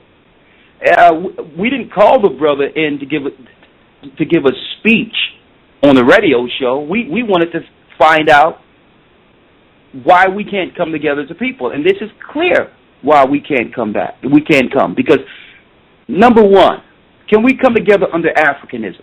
The answer is no, because there's no such place historically as Africa. There's no place historically called Africa. Africa was named after European Lawya Scipius Africanus. So what was it before it was named Africa? And all these Africanism type people can never take us back to the origin from which we fell. But yet, always talking about we fall, we're destitute, we hate each other. The clear things that everyone can see is what we talk about. But they can't give us a date from which we fell. They can't show, here's an empire in which everything was going fine. And here is when someone came in and destroyed our empire. It's as if there's a distortion of history or a dark point of history that they can't address. They just can talk about, everyone can look at what is and talk about that. Who can't? It don't take much to look at our people and say, okay, there's self-hatred. There's we hate each other. Or we're this, we're that. We don't have no moral code. We don't have that. It's easy to point to something now and say what is. But how many of us can go back and point to from whence we fell? And every time we get into these line of questions, they go nowhere, because I'm really starting to believe that these brothers haven't even went to the point from whence we fell and don't even care about it. Or they're just ignorant to it altogether and are afraid that if they did go into the Bible and find it, that they would need to humble themselves under the Lord that put us in this condition. They are afraid. Because after after totally destroying and trying to make the Bible out to be nothing, after years of smearing it, how can you now come back and say, you know what, I was wrong concerning this book. This book chronicles our fall and how we got into this condition, and it cannot be disputed. What would that do to your base if you were to come out and say that? After you've told the people that the book is a bunch of lies or plagiarized. And another thing I need to do, and we need to get someone, it's hard to get these African guys on here that won't just talk for 30 minutes straight, totally spewing some type of philosophy with no foundation and no, in which we cannot come to a consensus. It's very tough because they just talk. I would like to bring one on to say, well, listen, just give me the history. Listen, as a matter of fact, we need to get one on that don't even talk about the Bible and say, listen, give us the history of how we fell and who we were when we fell. How was it some people came into Africa and destroyed this great civilization? What was the religion we were dealing with that was so pure that led to our fall? You understand? They don't want to go there. They just want to discuss the ills they see now and use that as a talking point to heap souls to themselves so that others can hear them talk. That's not the answer. And I'm going to put it right now. I wouldn't send 5 cents to a school on some Pan-African madness that's going to totally distort the children 25 years and under. I'm going to put that right out there. Because coming together under black consciousness is not the key. How can you build in a country that will soon fall and will target the people there and utterly destroy them? So that's another example of some come-upness that happens, taking full advantage of our scenario in the ghettos. So in return for our oppression, you get someone that arise from the ashes and collect $5 million to build a school that leads to nothing. And no one is coming back to our God. No one is coming back to the truth concerning the Bible. Those children will be more destroyed going to that school than they are right now, because it will lead them to following demonic African deities. And guess what, brothers and sisters? We fell following black Hamitic deities, Canaanite religions, Canaanite deities, Egyptian deities.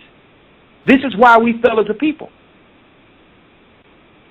So, guys, we have to get someone on here that will actually answer a straight question and be poignant, right to the point, and bring their proof with them and not just spew rhetoric with no proof. We need that. Because this is not a show in which you can just come on here and spew some madness and don't prove it. We're not dealing with it. We're not dealing with it. All this saying that people just talk. Well, guess what? All I heard was talking. And I just wanted some facts so that we can come together under them. Or unless he wants us to come together under his talking.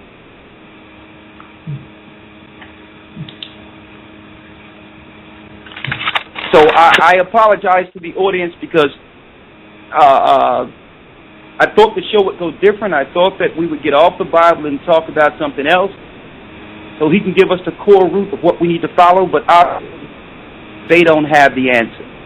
The answer is not even in Africa. Our brothers and sisters in Africa, to some degree, can't even help themselves. So if the people in Africa cannot come together under an African ideology, how can slaves that were put on ships taken to another country bring Africanism? And that's what's wild about this. That whole African religion was actually created in America. They didn't even create that in Africa. And that goes back to Hosea 4:6, where it says, "My people are destroyed for a lack of knowledge." Let me read that real quick. In Hosea 4:6, he embodies this scripture. I don't care how many degrees he got and how many doctors or titles this brother may have with his name. Okay, the Bible says the wisdom of this world is foolishness with the Most High, because you can have all these books and all these talking points, but yet you ignore the God of the Hebrews. You ignore the God of the Bible. Hosea 4:6 says, "My people are destroyed for a lack of knowledge." What knowledge? The knowledge of themselves. By saying that you are African shows that you've lost your primal origin and understanding of yourself. My people are destroyed for a lack of knowledge. Because thou hast rejected knowledge, I will also reject thee. That thou shalt be no more priest to me, seeing that thou hast forgotten the law of thy God. I will also forget thy children. So we're suffering because we're destroyed for a lack of knowledge. And when the conversation comes up in which we can actually touch on the knowledge we destroyed from, everyone ignores it or try to smear the Bible altogether to bring their own ideology. And this is what I'm perplexed about. How can you say that it's time for us to build a government and a law together when now you're saying it's nothing that's written, that it's just that we should come together under some consciousness? Can you imagine what will happen in a room with 1,000 Negroes with no written law just talking about what's going on in their conscience and in their minds? I need someone to set the stage for this, to show me how there's no written law, no constitution, no leadership or structure, so a bunch of Negroes are in there just saying, this is what's coming to my conscience, so let's come together under this. That's total confusion and that's total madness. Okay? So we're not from the religion of Frederick Douglass or the religion of Marcus Garvey or the religion of any black Afrocentric Negro that was actually controlled by the powers that be.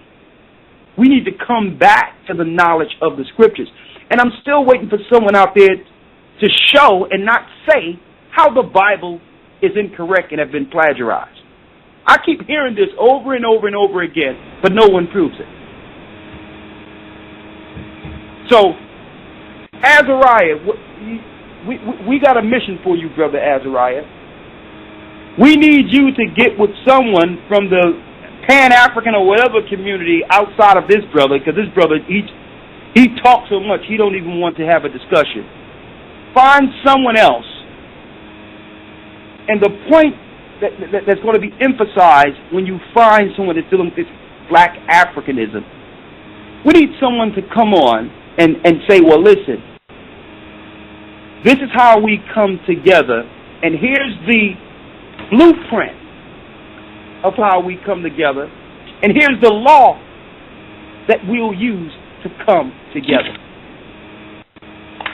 So we don't need nobody just talking some madness. We need someone to say, here's the law we must follow, and here's the information that I'm going to lay out. And if we all follow this and come together under this, we can overcome. We can overcome the destruction of the Western world's imperialistic kingdom. We can overcome the so-called white man's ideology. So we need someone to come on from the Pan-Africa or whatever they do it and come with the answer. Mm-hmm. We need someone who can come with the answer, and if they don't have it, we're going back into the Bible, and we're gonna let them know, listen, you don't have the answer, brother. Mm-hmm. You just talking. Now, if you have the answer, we're gonna open the floor for you. Sure, bring it. Mm-hmm. Bring it. So that's how we're going to go about it going forward. We need someone to come in and say, okay, what's the answer? How do we come together? And what we come together under. Okay? All right, so let's open the line. Let's talk to the brothers and sisters. Let's just open this and make this a general conversation amongst us. Since our dialogue with the brother went south very fast. Okay. All right, man, and like I said, I was making notes as you was answering some of the questions. Like I said, there were so many points there. There were so many points that could have been, like just going off in different directions. But one of them stuck with me here also was Marcus Garvey says that we are cursed to fight, and if there isn't a problem, we will make one. Now, my question would have been, cursed by who? Yeah, who we cursed by? Yeah, who cursed us to be in that condition, and how can we come out of it?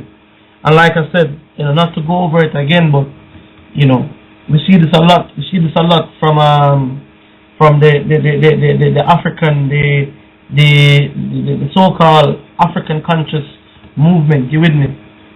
And anyways, let's get some of the callers in. But before we do that, just reminding the listeners where you are tuned into the Search Engine International, and we are pleased and proud to announce the GOCC network.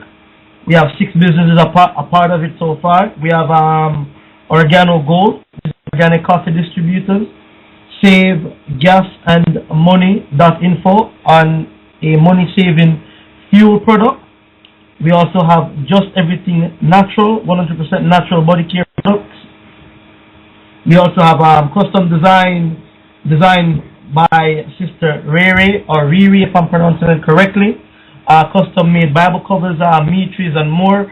And if you've seen her work on Facebook and all the pictures she posts on Facebook, she does a great job with it. So go check it out at the website at GOCC at the let me read it here, at the gatheringofchristchurch.org. That's www.gatheringofchristchurch.org. All of those businesses are there, located under the section of the GOC network section, subheading business. Also, we have Marino Studios, professional photography and video services. Also, Truth's Oils, affordable health oils, soaps, and lotion. And if you know anybody who is interested in advertising or just getting more information in general on the GOCC network, send an email to goccnet@aol.com.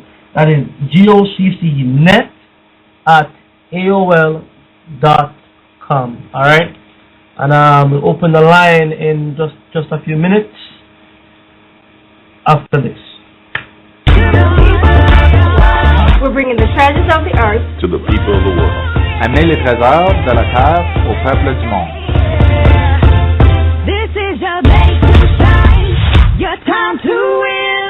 So raise your cup and bring. Hii coffee ni nzuri sana, kwa hivyo tunatakikana kukunywa, alafu tunasaidia dunia yote, trayendo los tesoros de la tierra a la gente del mundo. Whether it's latte, mocha, the king of coffee, or our delicious teas, you'll soon see what all the buzz is about in more than 30 countries worldwide. Organo Gold gives you 200 nutrients in every cup. It's silky smooth and delicious, without the jitters.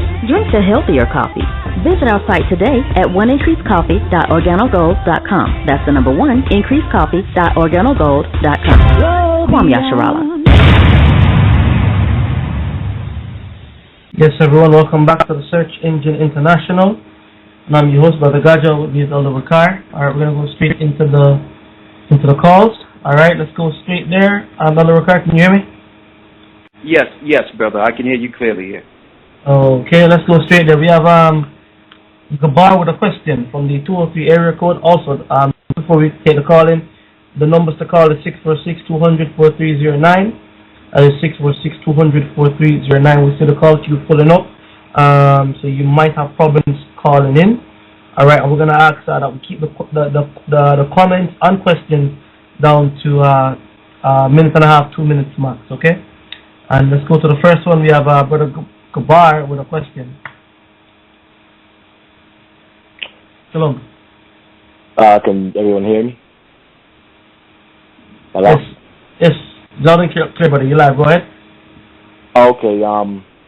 First of all praises to the Most High, Ahaya Bashem Yeshaya.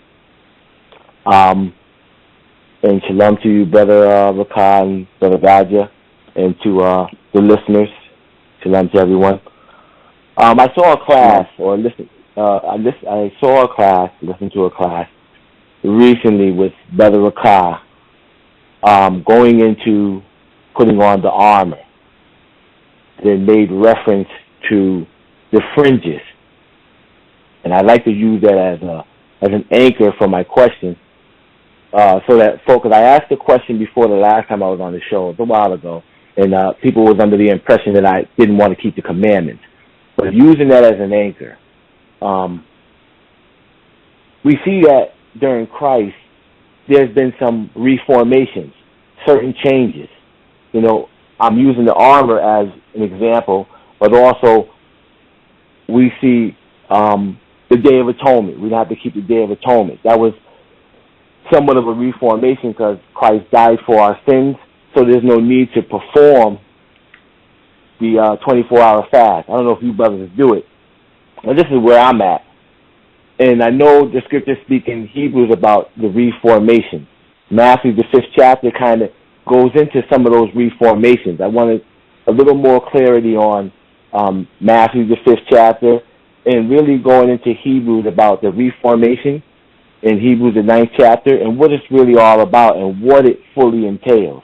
Because people have different arguments about what is part of the Reformation and what is not part of the Reformation. So I just wanted some clarity on what that was really going into. Okay, well, thank you. Real quick, we can answer that. You have what people fail to realize is that when we received the law was not finished. They look at the law as a finished product, but it wasn't finished. So even though the law was instituted, there was a lot of things that, because of man, a lot of things got distorted based on man's ideology. Now, the example I can give you is to quantify this, brother.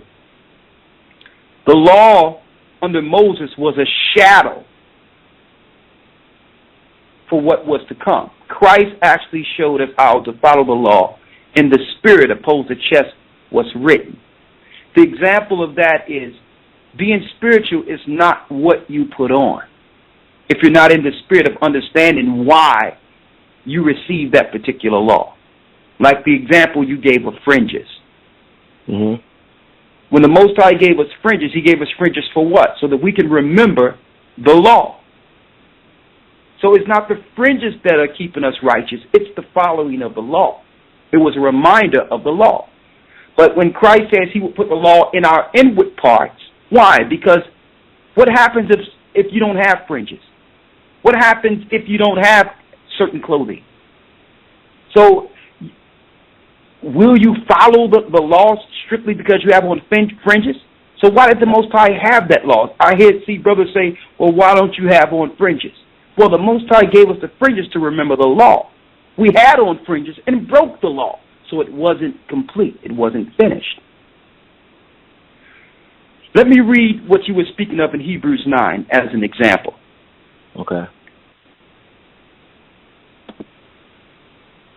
And just to say quickly before you start that, it pretty much really starting from maybe 6th or 7th chapter and kind of reads on to about the 10th about this whole transformation that's taking place.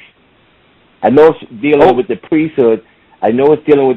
But a lot of times brothers go here in Hebrews to show why we don't have to sacrifice anymore, or why we don't have to. I understand that, but you have. Okay. But what people are missing is the message concerning the spirit of the law. Mm-hmm. That's the key point that was missing. That's missing, and that's the spirit of the law. Why did the Most High give us the law? Now, we're not saying that you shouldn't wear fringes, you shouldn't follow the letter of the law, but they're carnal ordinances. It's just the outward. If the inside is not changed, it doesn't matter what you wear. It doesn't matter whether or not you follow certain days, if your insides are not changed. So that's the point of the matter. Christ came to give us the spirit of why the Most High gave us the law, not to say, put this on because the law say put this on. Christ gives us the why, the answer to why we put things on in the Old Testament, why the Most High gave us a law. Let me read this real quick. Okay. Hebrews 9 real quick. I can't read the whole thing, but just dealing with the Reformation. Gotcha. Then barely the first covenant, which was under Moses, had also ordinances of divine services and a worldly sanctuary.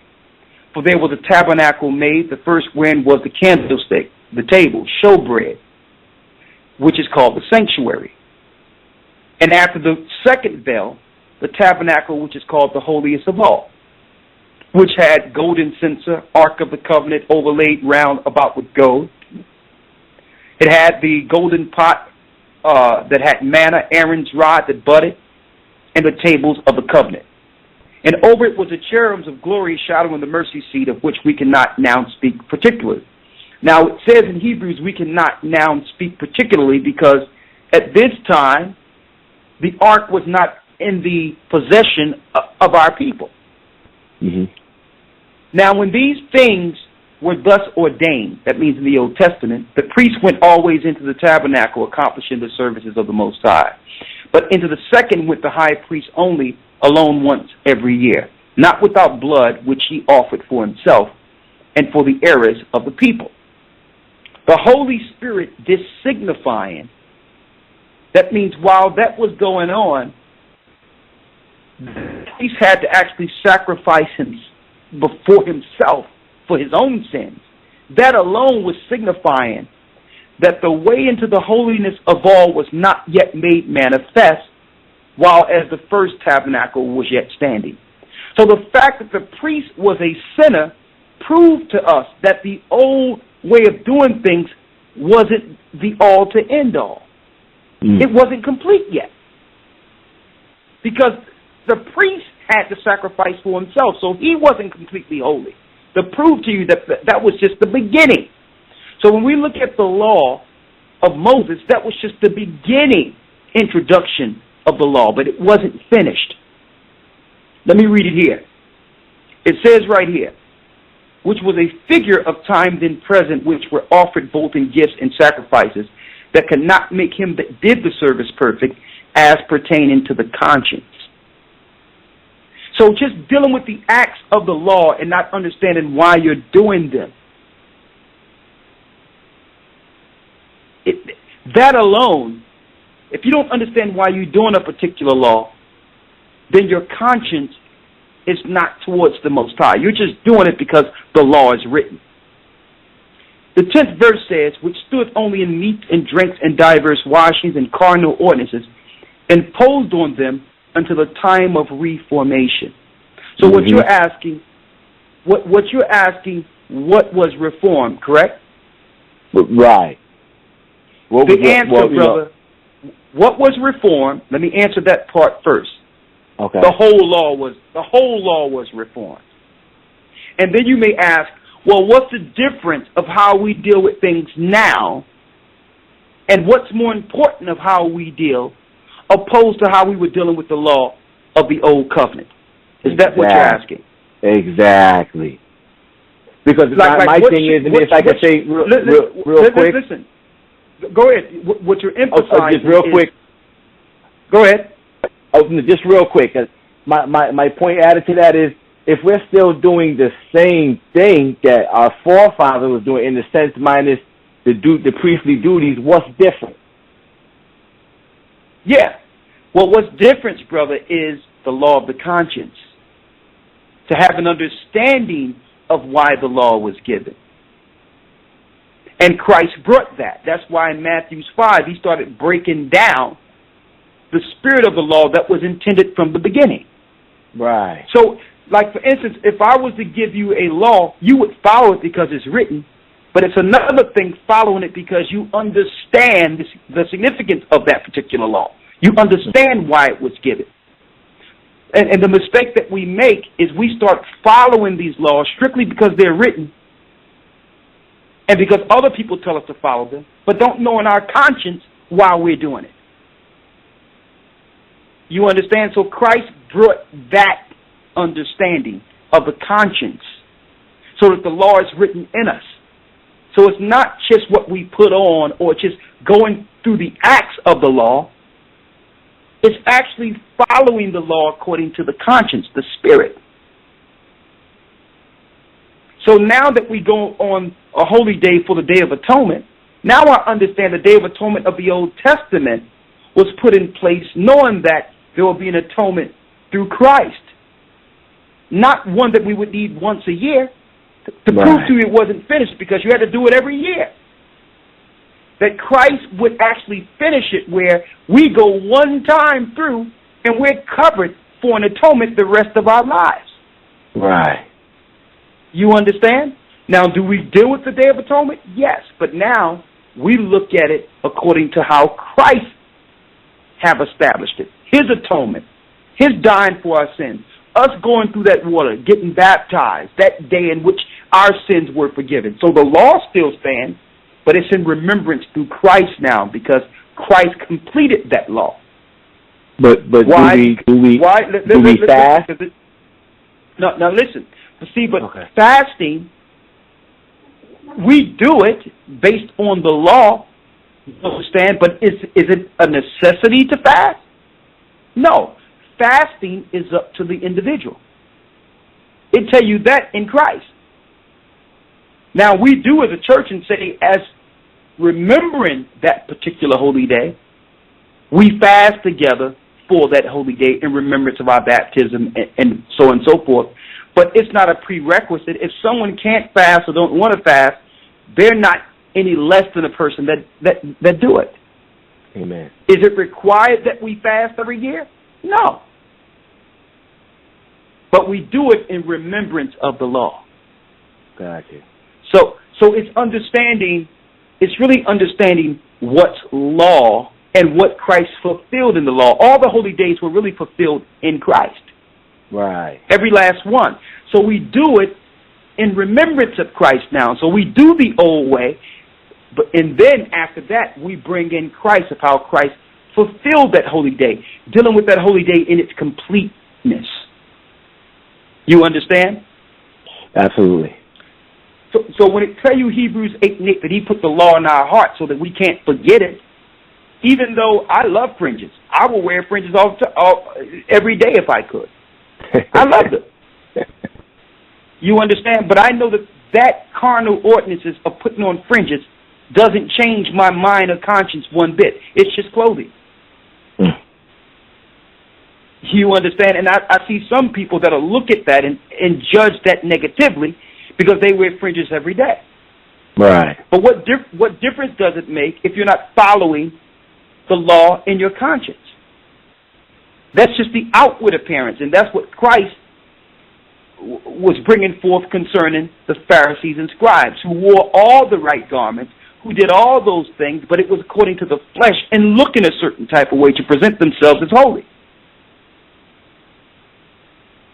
You understand? So I hope that answered. We're going to have a more detailed class on it, but that is a good question of what laws should we follow according to the conscience that's fulfilled compared to the Old Testament. So that's probably another class we'll do to brushing up on that particular topic. But we thank you, brother. We thank you for that question. Good point. And I thank you. All right. Oh, sorry, excuse me. Okay, Gabar, do me a favor and just let me put you back. You just hit 1. Yeah, brother Gabar, just hit 1 for me. That will just take you out of the call queue. Go ahead, hit 1 for me, brother Gabar. And let me go to the next caller. We have Antonio with a comment.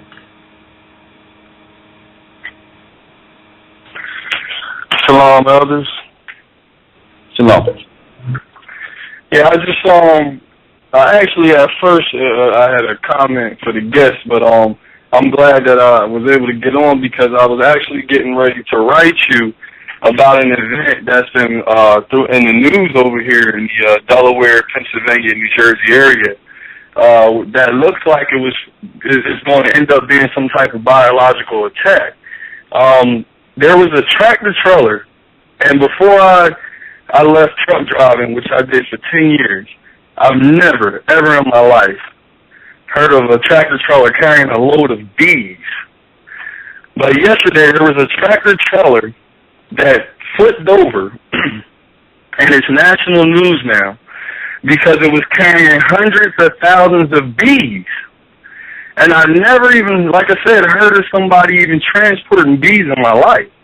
But I noticed in the headlines yesterday when this was being televised, they were showing pictures and everything, and they're showing the men in these havoc suits, and I don't know if people know what that means, but I mean Tyvek suits. I don't know if people knows what that means, but it's a type of protective gear you wear when you're dealing with something that has to do with some type of biological threat to your health. But these guys are wearing this gear as they're trying to hose these bees down on the highway. And I noticed in the headlines it said nothing about why these bees were being transported, where they came from, what they were being used for, so on and so forth. And now today, and I said to my fiance that things were going to probably start coming out as the days go by, and it would get uglier and uglier. Now it's being reported that these bees were those killer African bees that people might have remembered airing news stories airing throughout the country just a few years ago, maybe about 3-4 years ago.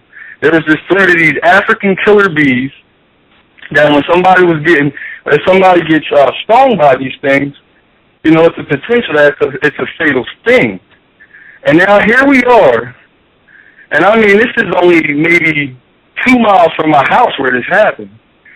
Here we are with hundreds of thousands of these potential African bees that are now flying around in the Delaware area, which is going to end up becoming, you know, a threat to New Jersey, Pennsylvania, as well as Maryland, because we're right here in the tri-state area, but I'm only like a mile away from the Maryland border as well. So I didn't know if anybody might even heard this yet, but that's something, you know, I was going to actually email the church about because it just doesn't sound right. Okay, so of course, you know, there's rarely any accidents.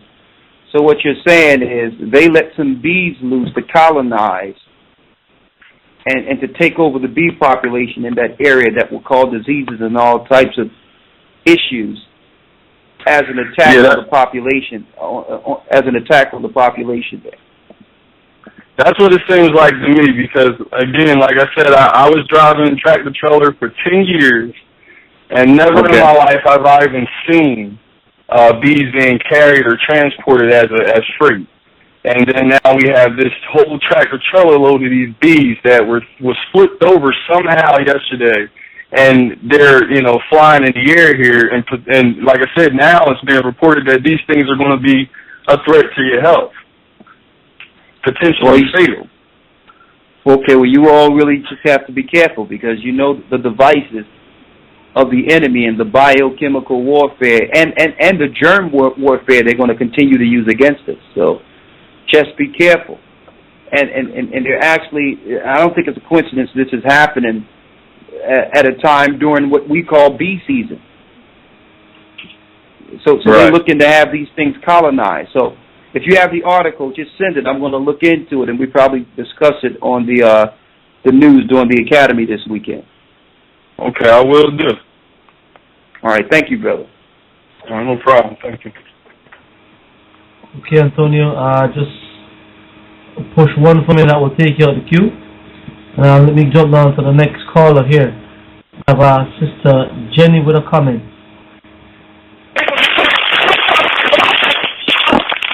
Hi, shalom, brothers. Shalom, how are you? Hi. I'm giving all praises to the Most High. Sorry about the delay. I had a question also for the gentleman that was there. I can't understand that. Listening to him, my soul was just wrestling and struggling with the things that he was saying. I hope this interview get out where all people can hear that he said he don't give a D about the Bible, and you will send your child to him. This needs to go on a public announcement for anybody that go to that school. That brother, I'm glad you hung up on him. That made me, I didn't like that. I didn't like that at all. Well, sister, would you finish doing your point? Do me a favor, turn your radio down on the background. There's feedback. Okay, I'm so sorry. I'm in the area. No, that's no problem. I came out of there. All right. That's no problem. The whole thing is him being a doctor and an intellect. There was ways he could have went about disagreeing without just straight offending those that do believe in the Bible. Absolutely. That really showed where he's coming from. Even if you don't agree with something, there's a poignant way of dealing with intellect or having an intellectual conversation without offending. And I think and you know what? That school ain't going to happen. Oh, listen. I want to say this. That school is not going to happen. All right, it's not going to happen. And what's going to happen is a lot of people going to send some money, and he's going to get money, but there's no chance that school is going to happen. Man, all right, if you got that fire for the Most High, no telling where that brother can go. But oh Lord, that's sad. That's pitiful. That's one brother that I know for sure I'm gonna pray for. Yeah, I mean, he just missed. He got caught up in a false ideology, and he wholeheartedly believed in it, and put his life. That's his life work. His life work is into this Africanism thing, and hopefully we can pray that the Most High move him out of that. Yeah, but this best for him.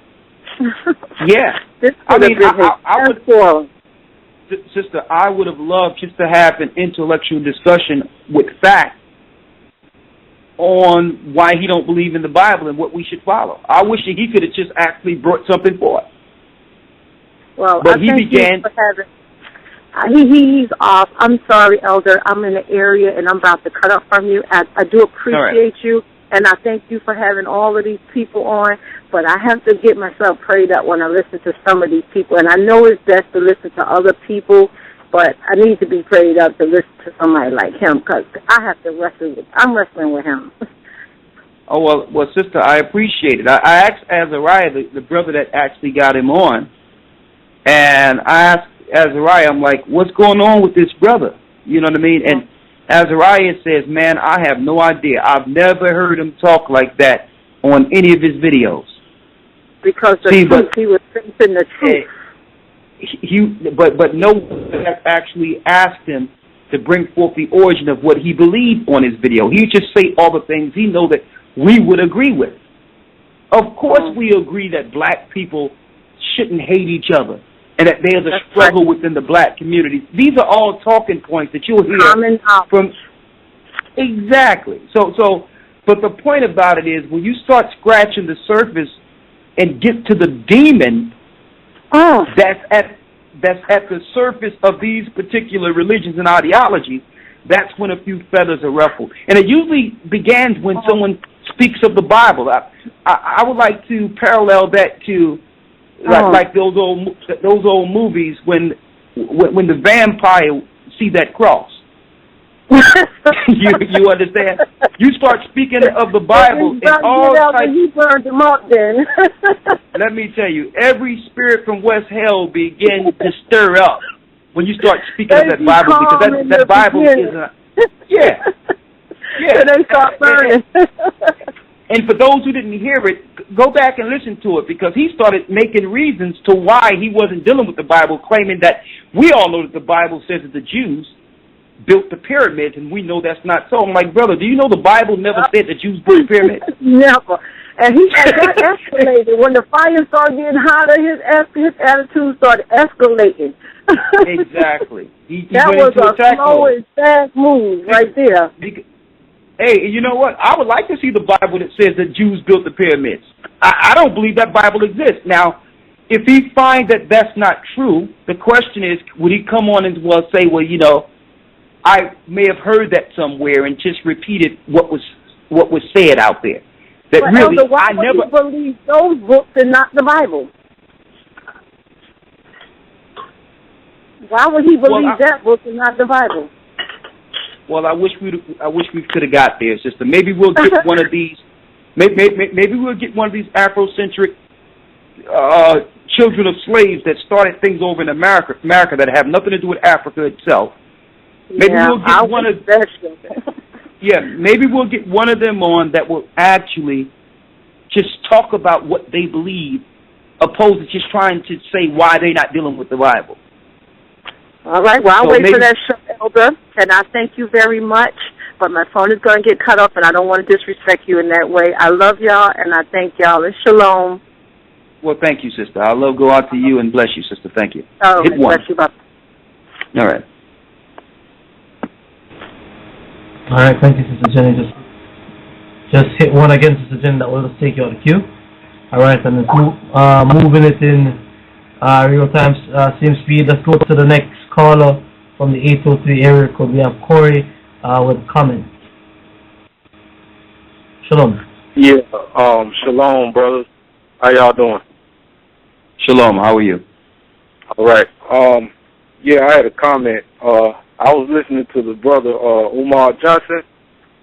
Yes. Yeah, I'm a former Egyptologist, so I really studied heavy under. I listened to a lot of Umar, Hidden Colors and everything like that. So it took me by surprise that he had the tone that he had in the conversation also.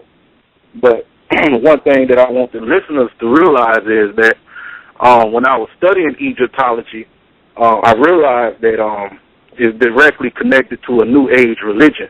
So, I mean, when you say, yeah, the vampire with the Bible and it's just like the cross and the vampire got to go, yeah, it's just like that. So I just wanted the listeners to understand that Egyptology is a gateway to the New Age religion, basically, because when I was studying it, you know, I was like, man, this is so satanic, you know, in its origin. You know, they deal with the chakras, and the book that he was talking about, Coming Forth, excuse me, by Day and by Night, that half of the book is spiritual writings and half of the book is spells.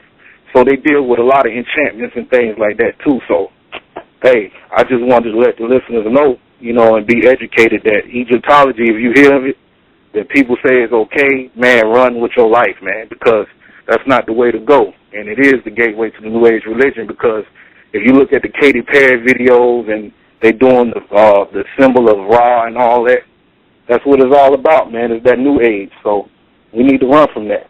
Hey, brother, you're right on point. And if we had the opportunity for one of them to come on and actually be honest, if he had the opportunity just to be honest and say, here's the gods we follow.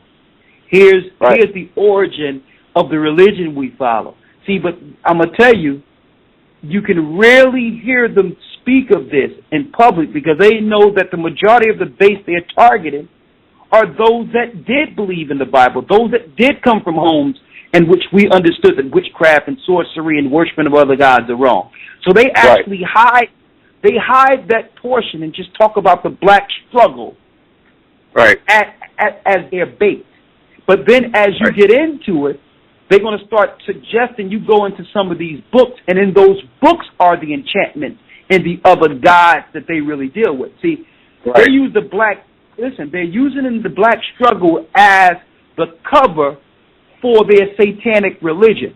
And see, and that's the point. That's why when I ask the question out there, I want them to go into the religion because I know what they study.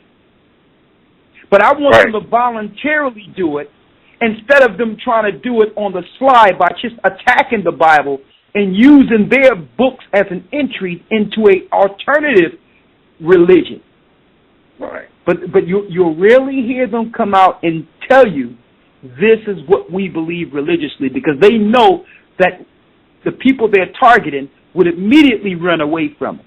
So their cover is the black struggle. And see, that's the point we need to start pulling out. Like, listen, you all are using the black struggle to bring us into a satanic ideology that you know is Egyptology and worshiping the gods of Egypt. Why can't you just come out and say that we should worship the gods of Egypt? Why go all around and claim that you for the black struggle when really you are a pawn for Satan to bring forth the Egyptians' gods' religion? And that's why they hide, brother. And that's what Satan does. Satan hides and disguises himself and will never come to the light. But they'll put the books out there, knowing that if you put the titles out there, the inquisitive ones of our people will go looking for the book, and that's where they'll find the gateways to hell. Like the Egyptian Book of the Dead. That's a straight ritualistic book that deal with portals and gates to hell and all that. That's right. You're right about that. So I'm putting it out there. I know what they do. I just want one of them to be honest enough. Try to claim, I'm just for the children. I just want to raise money for our black consciousness so the children can come together. No. You are a pawn in Satan's game. That's what you are. You are a deceiver that are using the black struggle like so many others do to push a satanic agenda that will only be counterproductive. And that's what's going on with the black consciousness thing. I'm going to tell you this right now. All these black consciousness guys, they can't even come together. That's right. So if you can't come together under black consciousness, why are you targeting those that believe in the Bible to follow it? That's right. Thank you, brother. Great point. But maybe we'll find one that can actually come out and say, all right, here's the God. I just wanted to say praises to the Most High, and y'all keep doing what y'all doing. And I enjoy listening to the I enjoy listening to the show. And shalom. Shalom, brother. Thank you. Of course, shalom. Just hit one for me. That will take you out of the queue.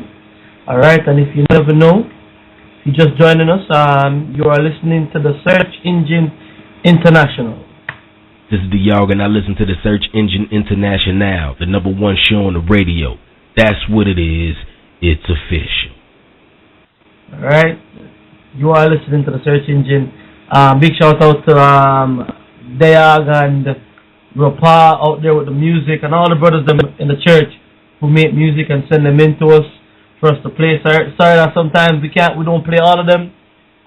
We're coming up back with we're chilling with Israel real soon. Me and Azariah are trying to work out a time for it that we can do it, and that's convenient for everyone, so we can get everyone in. I think normally we did it. It was on a bit early. I think Elder Gabar's class was still on when we started it, so we're gonna try and make an amends to that one and try and make sure that everyone can listen to it on both sides of the Atlantic. All right, so that's coming as well. Me and brother Azariah working on that one. All right, and let's keep it moving to the next caller. We have Carlo with a comment. Brother Corey, if you're listening still, and Sister Jenny, get one for me, please. That will just take you out the queue. All right. Don't want to make any mistakes here. Let's go to Brother Carlo from the 267 area code. Hi, it's Sister Carol. That's okay. Good evening. That's okay. I know you guys said you're looking for someone, Egyptologist or whatever, that's going to come out and set the record straight. I think you're never going to find him. They don't exist. I remember watching Dr. Henry Clark speak to a woman. He was supposed to have a debate on things stolen from Egypt and the Greeks taking it over, whatever. But Dr. Clark started his speech out with, I debate with people who are on my level. Others I teach. And that's where I think Umar Johnson came in. He came on telling you about he had 6 degrees, how intelligent he was, and you came up with a question that the man could not answer. It was the chink in his armor, and he said, there is no way I'm going to look like an idiot on this show. So he began to scream and say things that were absolutely ridiculous. Number one, I can't stand when they start talking about we were on this planet for 1 million years. If we were on the planet for 1 million years, how in the world did we fall so badly that we can't even get up after 1 million years? And I would have loved it if someone could have asked him that question. They all come on with the same thing, and I want to also say, where can they show us anybody that is following what they're telling us to follow, which they're really not telling us anything to follow. They're just making this very general statement about black consciousness, which doesn't exist. Can they show us anybody who has succeeded? And like you said, this group of blacks that have come together that are really moving forward, he doesn't have those people. He's just out trying to raise money. And the next thing I want to say, and I'm going to get off real quick, I'm just making some statements, is this. He named a whole lot of things like blacks don't do this, blacks don't do this. Well, you want to know something? Most other races don't do it either. They do things on a very, very selfish level. People make money based off of they're helping their own family and what have you. Those people are not necessarily coming together. They're just simply, it's like John Smith said, an invisible hand of greed that allows them to move forward, but they don't have a group of people pushing them back at the same time. That's what the difference is, because we are under a curse. So I don't know about that those people that are all coming together in other groups. Because in the black race, just like every other race, it's like 80-20. 20% of the people are doing the work, and 80% of the people are sitting back. That's all I wanted to say. Sister, you're right. Sister, you are right on. Is the sister still on? I'm still here.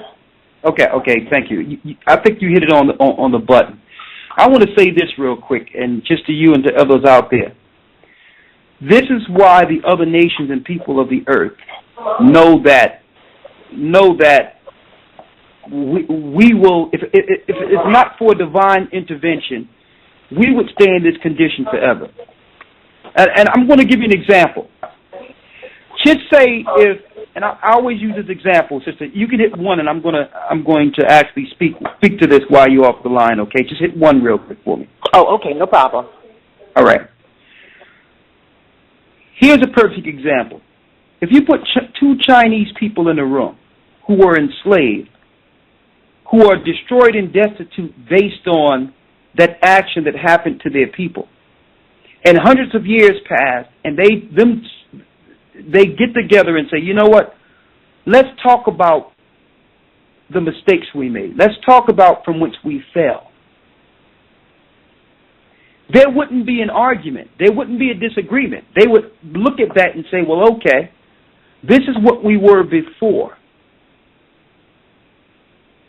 And these are the people that came in. This is the time they came in.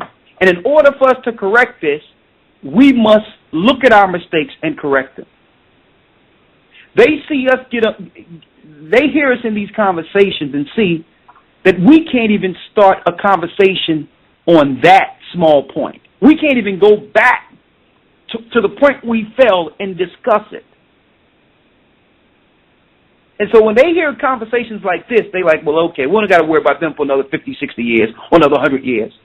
They can't even go back and agree from whence they fell.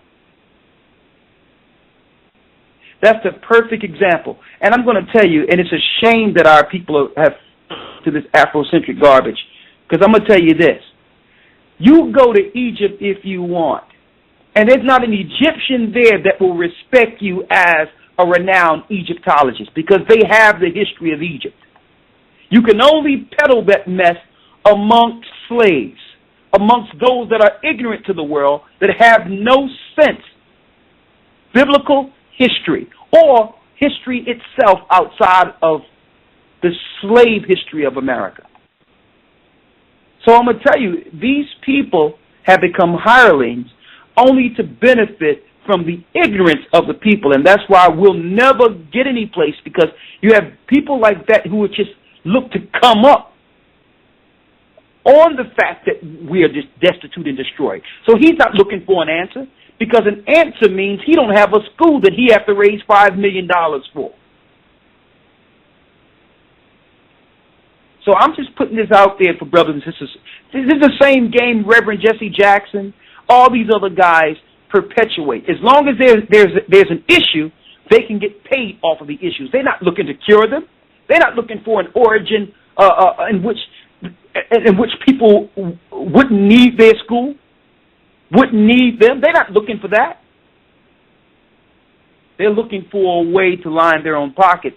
And I'm going to tell you, that's that garbage of consciousness, because everyone have a conscience and can bring their own ideas. It's not about coming together. So I wanted to put that out there. When other nations see us, they see that there's no way we will ever stand again as a people. They see that there's no way we'll ever be able to stand as a people, because we can't even talk to the point from which we fell. We can't even have a discussion. Something is seriously wrong with that. And another issue we have, we can't even answer a direct question, and we are afraid to tell the people when we don't know something. We are afraid to say, you know what, listen, if I don't know something, I'm going to tell you straight. I'm going to be like, listen, I haven't looked into that yet. Or, that's a good point, maybe I need to look into that. It's a shame that when brothers run into something that they know they can't answer, they get offended, or they get defensive. Or maybe they know where the line of question's going, and they'd rather divert. But that goes back to the point that many are called, but few are chosen. If they can't help listen, Africa is destitute. Let me put that again. The land we call Africa today is suffering. And they can't come together, and they weren't taken off the shores. So how can Afrocentric ideology help our people in America? We're spinning our wheels. And until we come to the knowledge of the truth in that Bible. Now, the brother did make one point that I hope that we can all begin with. Let's talk about the things in the Bible that are right, that you claim connects to the older ideology. Let's put that on the table then. If you don't believe the whole Bible, that's fine. Let's put on the table the things contained in the Bible that's correct. Can we start there? And the more I look into this, I don't believe these people that are against the Bible actually read it. As a matter of fact, I'm 100% sure that they'd formed an opinion and haven't even read the Bible and went into the Bible to make sure what they're saying was correct or incorrect.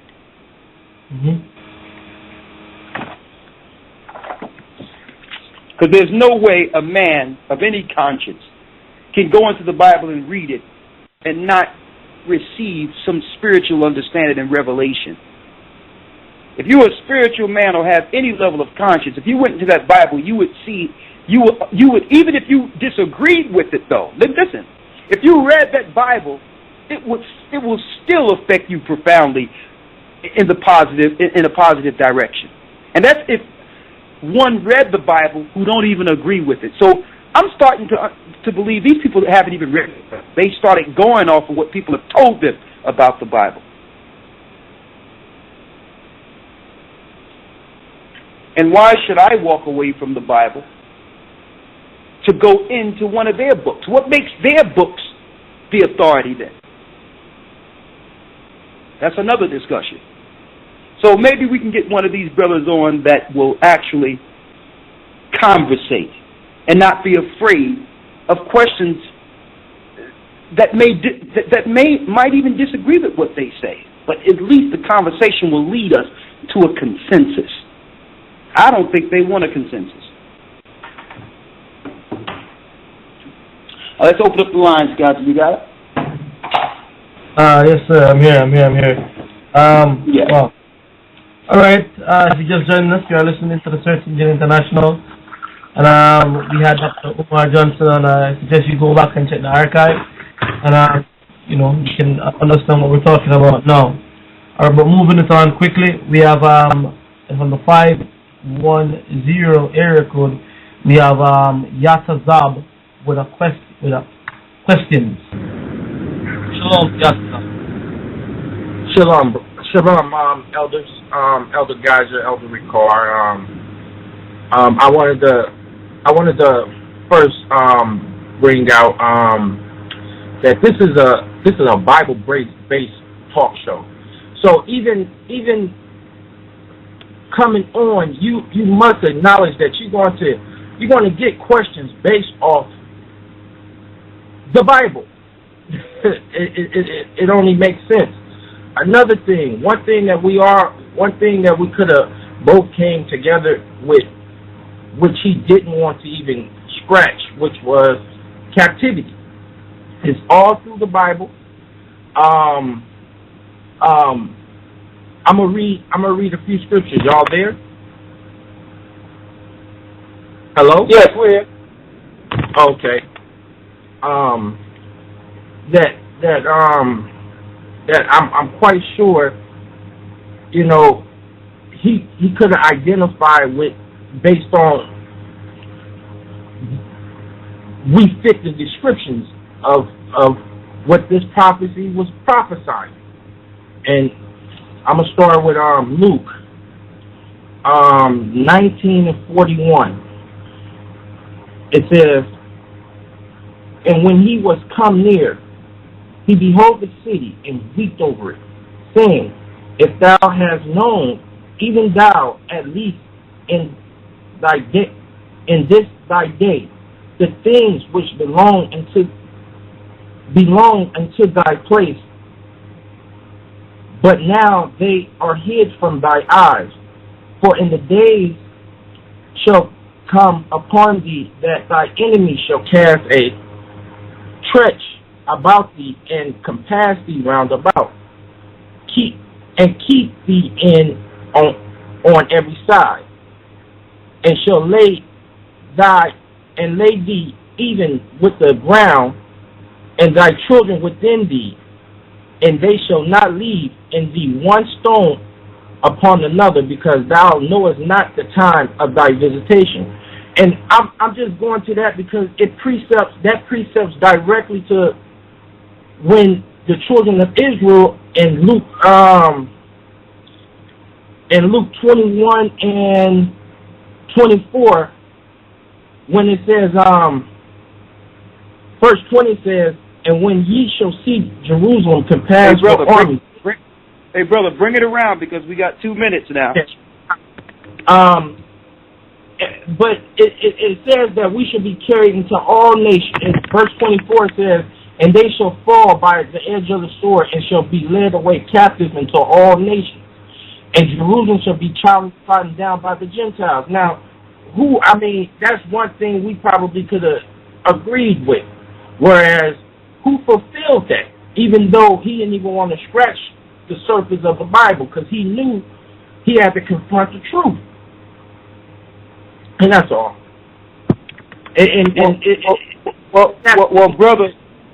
Brother, you're right. You're right on.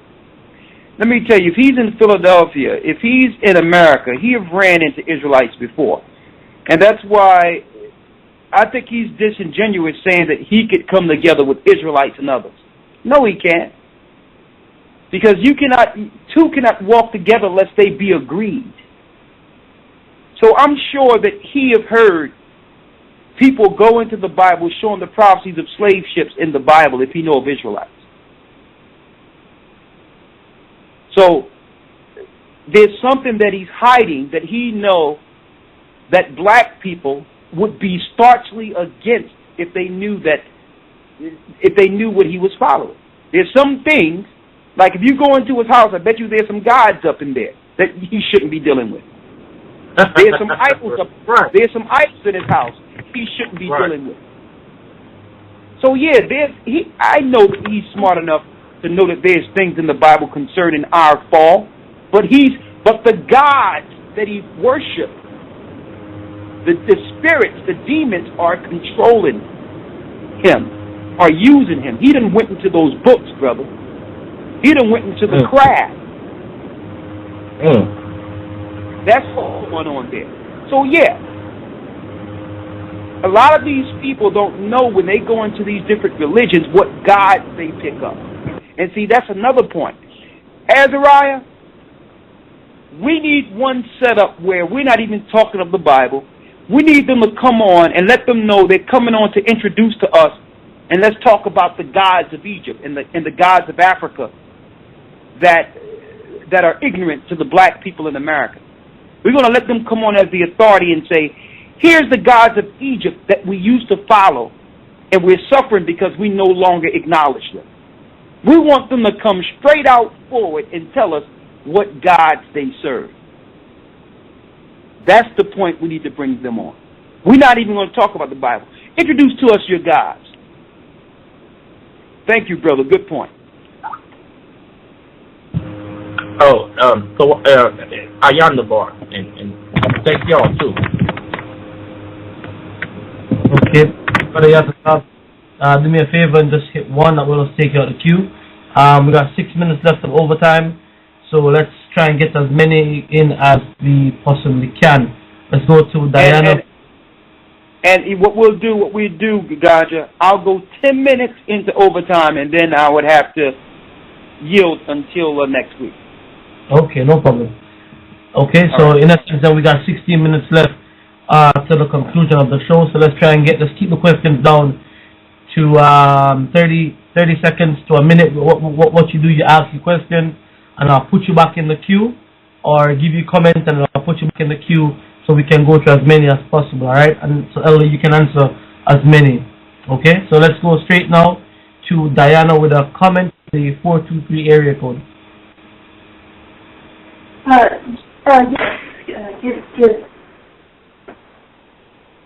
I'm sorry. Good afternoon. I really... Yes, can you hear me? Yes, I mean, go ahead. Bless you, sister. Okay, a lot of noise. Yeah, I enjoyed the conversation, and with this Umar Johnson, he's and a lot of these other leaders. They have the knowledge. They have the social other issues of our people, but they, just plain delusional. His mind has been seared with a hot iron. He's been given over to a reprobate mind, it seems. And he, just like that sister they called in, we got to pray for this brother because he's very knowledgeable. He could get something going, but he's lacked one thing, and that's God. And he denied the Bible, and he denied God's word. And he said he didn't give a damn about. I mean, I was screaming inside. I was so glad with Elder Rawchaa when you hung up on this brother, but he needs help. So I don't know. Well, I do know. I mean, we just like we this brother, he needs help. That he don't want to believe. It just so happened I was just kind of doing research and had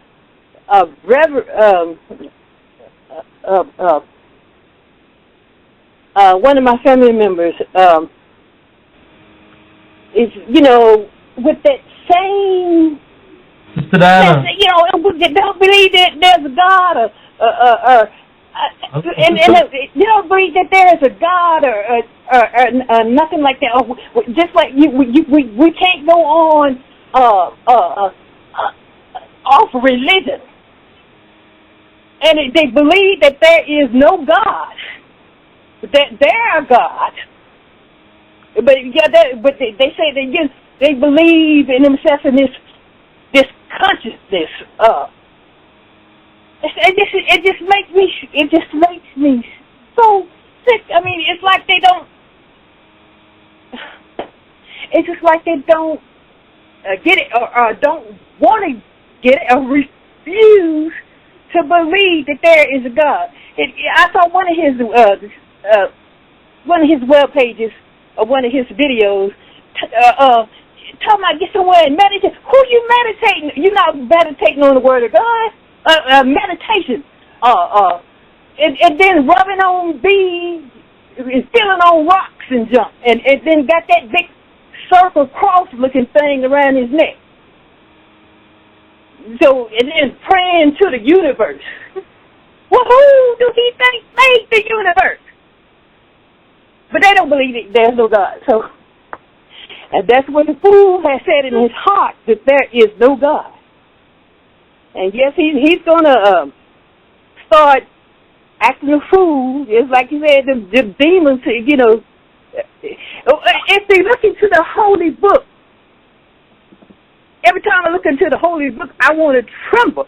That's what they're saying in some of these enemies of God, because they see their destruction, or they're going to either have to believe that there is a God.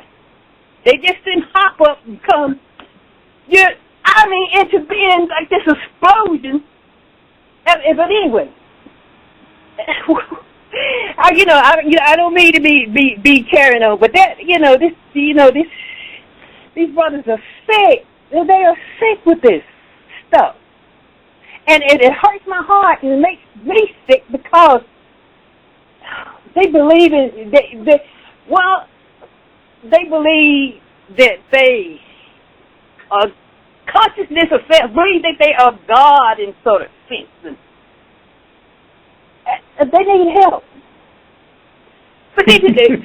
Well, sister, guess what? Your point is well taken, and even though you went a little over, but we couldn't cut you off because you quantified everything. You brought it forth, and you know what? And it's good that people heard this side of that, because people would have never believed that this was that brother looking at his videos. So So we have one question. We have one question out there. If the Bible is not the answer, what's the answer? And if you don't have the answer, get out the way. That's right. Right? Period. Yeah, amen to that. This is one more thing. This Chronicles 7:4. This is the 2 Chronicles 7:14. This is what's got to happen. And that leads to that, when he talks about those solemn feasts, I remember one brother was saying something about the fasting. I mean, but isn't the Day of Atonement, isn't that required by God? Yes. And then so this is this meeting that you gather all the elders together in Joel chapter 2. This is meeting God is calling for. That we humble ourselves and pray, seek His face. And the other brother they called about these bees, well, God sent the bees. He sent all these plagues, the bees. And then every time we get done with one of these feast days, something happened. I remember these years been going by so fast. Oklahoma, that last year, after the feast that terrible Oklahoma tornado, it comes in Joel chapter 2. It mentions it comes with blood, fire, and pillars of smoke, and the whirlwind, and the floods. This is how he starts saying every time something happens after those feasts. I've been noticing that, and noticing the weather is that Bosnia. Just got through with the Feast of Fruit, and the Bosnians, in the Austria area, Bosnia, they had this historical flood, after 100 and some years. And so this is God is speaking to us. He said the destruction in California is still on fire. Oklahoma, all those places. I mean, hello, sister, can you hear me? I was going to say about that. All right, Sister Diana, man. Thank you for that. All right, like I said, without the listeners, this show wouldn't be what it is. And we thank all the listeners for continued support. All right, and we pray to the Most High that we'll be able to continue to bring you informative broadcasts such as these. And some of them don't normally go all the way, all the time go as the way we planned it. And some last, some don't, some go on, but we're gonna keep doing it until it is to bring what little information that we can, or should I say, or the most amount of information we can in the shortest time possible. All right, so let's keep supporting. All right, we have the business networks there on the website that the GOCC network. You should actually go and check it out. And Elder Rawchaa, I know the academy starts again soon. If you just want to just mention that real quick for me, the date. Yeah, we're gonna start a new one June 22nd, and we ask that those that can participate come on through. It's going to be real good this year. I mean, this coming one, and as we come closer, I noticed that the academy allow us to bring forth real-time news and to connect to our people on a regular basis. So, outside of the classes, the academy is really the way to go, even outside of the classes we have every Sabbath. So it's in for June 22nd. If you want to participate, send an email to gatheringas1@AOL.com. I guess we could take two more calls and then just wish everyone Godspeed until we all come together again.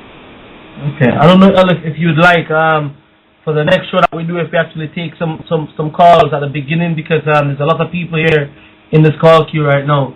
So just so that we don't miss anybody, and if they could call back next week, and we'll spend the first 20 minutes to half an hour taking some calls and answering some questions. Would that be okay? Okay. Well, next week we'll just start off the first 30 minutes Q&As or making comments. Okay.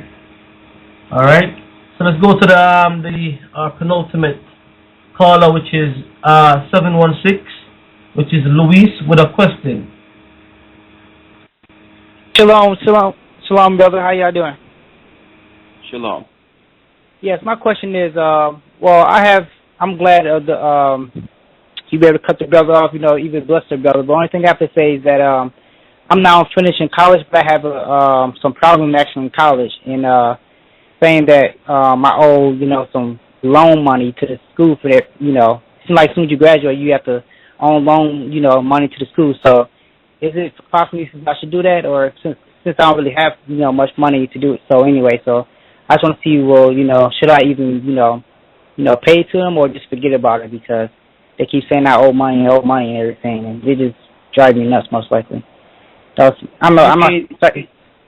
what you're saying is you made a commitment for schooling to pay on a loan through your college. Yes. And you're asking me, should you pay for it? Yeah, and I know it sounds kind of stupid, but well, it's not. I don't believe it's. I don't believe it's stupid. I think that if you have a debt, you should look to pay it. Work out a way that you can pay it until you can get out of it. Oh, okay. You understand? Because it can do you more harm than good if you just ignore it altogether. Because they have. That's why they have hired those IRS agents, because they're looking. They're going to have debt prison soon. So if you can show good earnings, and listen, you may not have a lot of money, but just show good earnings. Just set up, say, I can pay y'all $5 a month. I can pay you $10 a month. It. So just pay something that you can pay to show that at least you're not ignoring it until you can be released from it altogether. But I wouldn't suggest you just acting as if it's not there. It's there. Okay. Okay.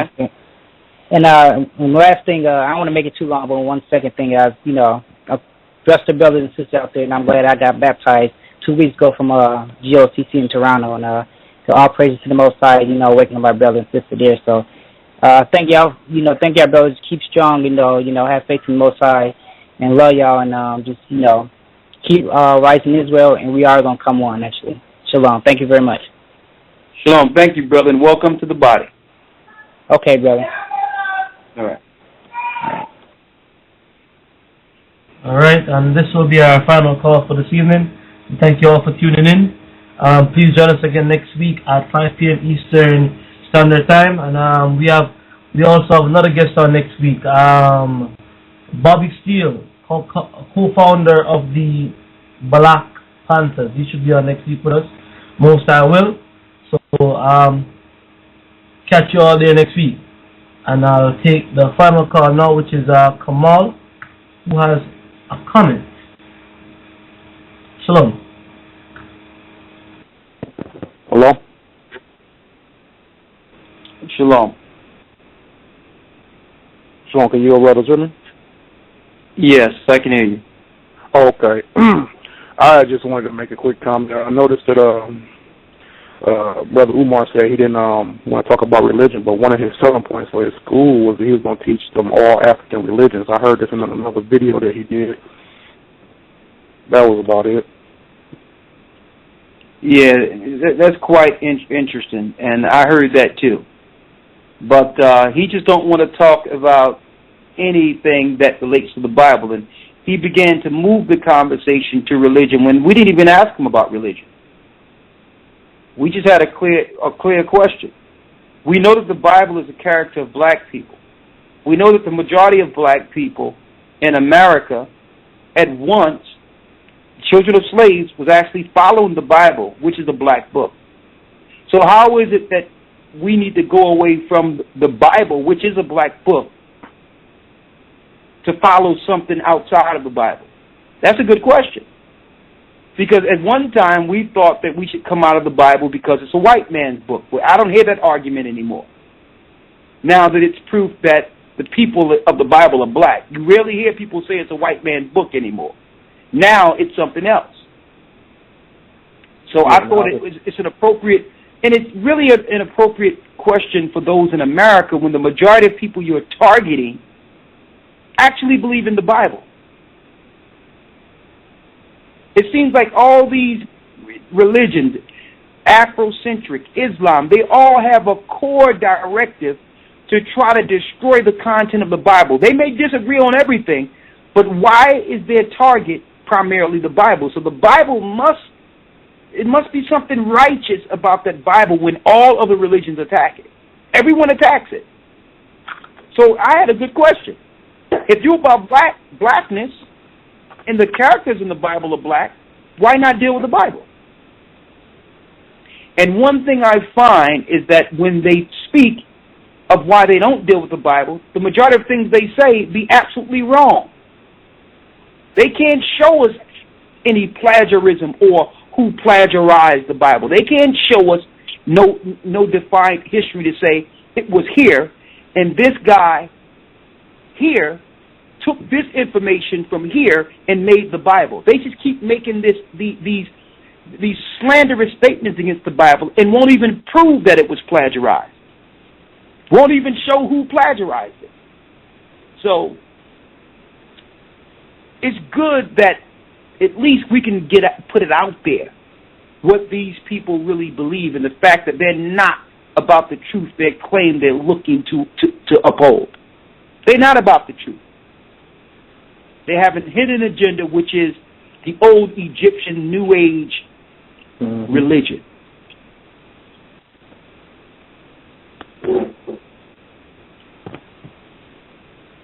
All right? And they want to talk about, they're all about the black man, and they want to talk about the white man. Well, guess what? That all-seeing-eye pyramid is on your so-called white man's dollar. So they also Egyptologists on the next level. On the level that these children of slaves cannot aspire to be on. Yeah, I've actually had a conversation with people just that actually went into a lot of the New Age stuff that and it wasn't with, but really it's all the same thing. Yeah, it's all just Satanism. That's all it is. I'll tell you what, Gaji, we'll take one more call and then we'll wish everyone Godspeed. Let's do one more. Shalom. Okay, shalom. Let's get one. Good point. Right. Good point. Okay, we say one quickly. Go on quickly. We got Arthur from the.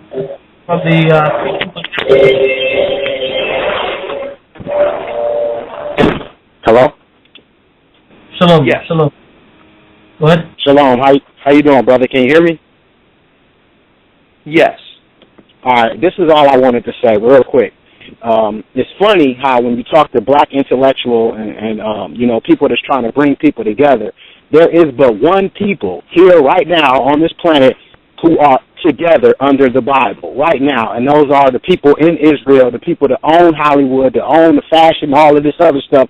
So how, when we looking to build, how can we ignore that fact? We've been the victims of the biggest form of identity theft, and I'm glad that you brothers are waking people up, because those people over there in Israel, the people that's, here in America as well, that's running the fashion, running the music, and running every other industry, they don't have that problem of saying we don't believe in the Bible. You know what I'm saying? So that's all I wanted to do is point that out, because I deal with those same debates on Facebook and on Twitter, where when you say that to black intellectuals or anybody in the Pan-African movement, they get quiet, because you can point to a group of people right here who have it together, and I'm talking about the Jewish community. Yes, those Satanists have it together too, but a lot of them are Kabbalists. They don't believe in the Bible, but they use the misunderstandings of the Bible, and they bring forth their philosophy and their sorcery to make everyone believe that they are the people of the Bible. But all in all, what you're saying is correct. what you're saying is correct. That it was because they were able to use the Bible that helped them gain their political status. They were able to unite as a people, a character within the Bible. So you're absolutely correct. So while we're looking for nothing and talking about black consciousness, they're using the Bible to get what belongs to us, the world. Absolutely. Great points. Great points, brother. And with that, we're going to say, and thank you, brother, wake up. Let's stay connected and stay in the spirit and pray for those who are without, even our Pan-African brothers, whatever that is. Hey. So you good, guys? Yes, sir. I am good, man. Always a good show. With you, and you know, and we know you've been really busy behind the scenes as well, with all what's going on. So really appreciate you taking the time out for the show this evening. All right, and you know, Azariah as well, and what he's doing as well, trying to get the guest line back up again. Like I said, we got Bobby Steele on next week. Next week, co-founder of the Black Panthers. That should be a very interesting discussion next week. And just to remind you as well, if you're still tuning in, we are in London this week, looking to get London up and running on a weekly class base. So send an email up to GOCC144uk@gmail.com, or you could email the church at gatheringas1@aol.com if you're looking to link up with us in the UK. Alright, and with that, I'm going to say shalom and see you next week. Elder Rawchaa, you have a pleasant evening where you are. And see you soon. But I ain't effing with y'all, I'm being celibate. Cause ever since I touch a mic, it's been heaven sent. Lyrically spiritual, I told the devil to hell with it. I'm holding on to my soul and never letting go. Take another route than the crossroad. Handle my own with my crown and my throne. I'm in boss mode. And I don't really care about friends cause I lost those. Leader of a new era, the vision is clearer. Before I go to the sheet, I'm looking in the mirror. And starting with the man that I see in the reflection that's living in sin, but yet striving for perfection. This is 101 with the flesh versus the enemy. Demons think twice before they ever try to enter me. And be the entity beyond to infinity. Say hello to the clear channel enemy. That's me. They don't wanna see me rise. They don't wanna see me rise. They don't wanna see me rise.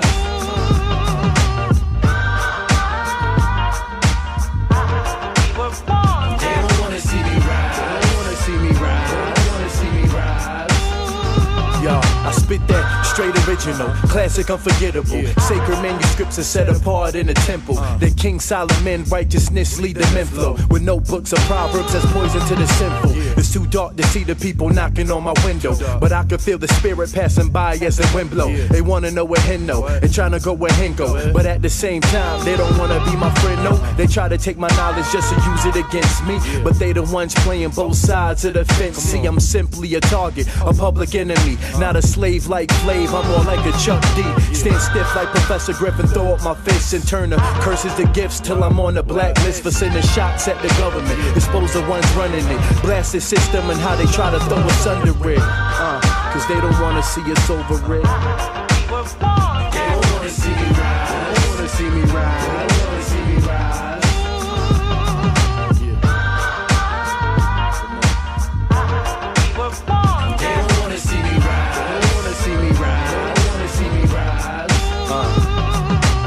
So many people fell victim in this game. Well, I'm so happy that I changed. Cause I done spent days in fast lanes with crack cocaine, destroying my people's brains for my own greedy gain. Now I switch lanes and my mission changed. I'm saying to myself, watch them niggas do they thing. They holler, shoot 'em up, bang, reppin' sets in their games. They just blood sucking crabs, see it dripping from their face. Something different in my veins, that's clearing up my arteries. And I ain't the 10 man, I got plenty heart in me. This is more than art to me. These are deep thoughts that's causing a part of me, and feeling like I should be parting season, snatching off the necklaces, starting up an exodus, looking to the Most High to show me where the exit is, so I can leave and never look back, and let the past fade to black just like that.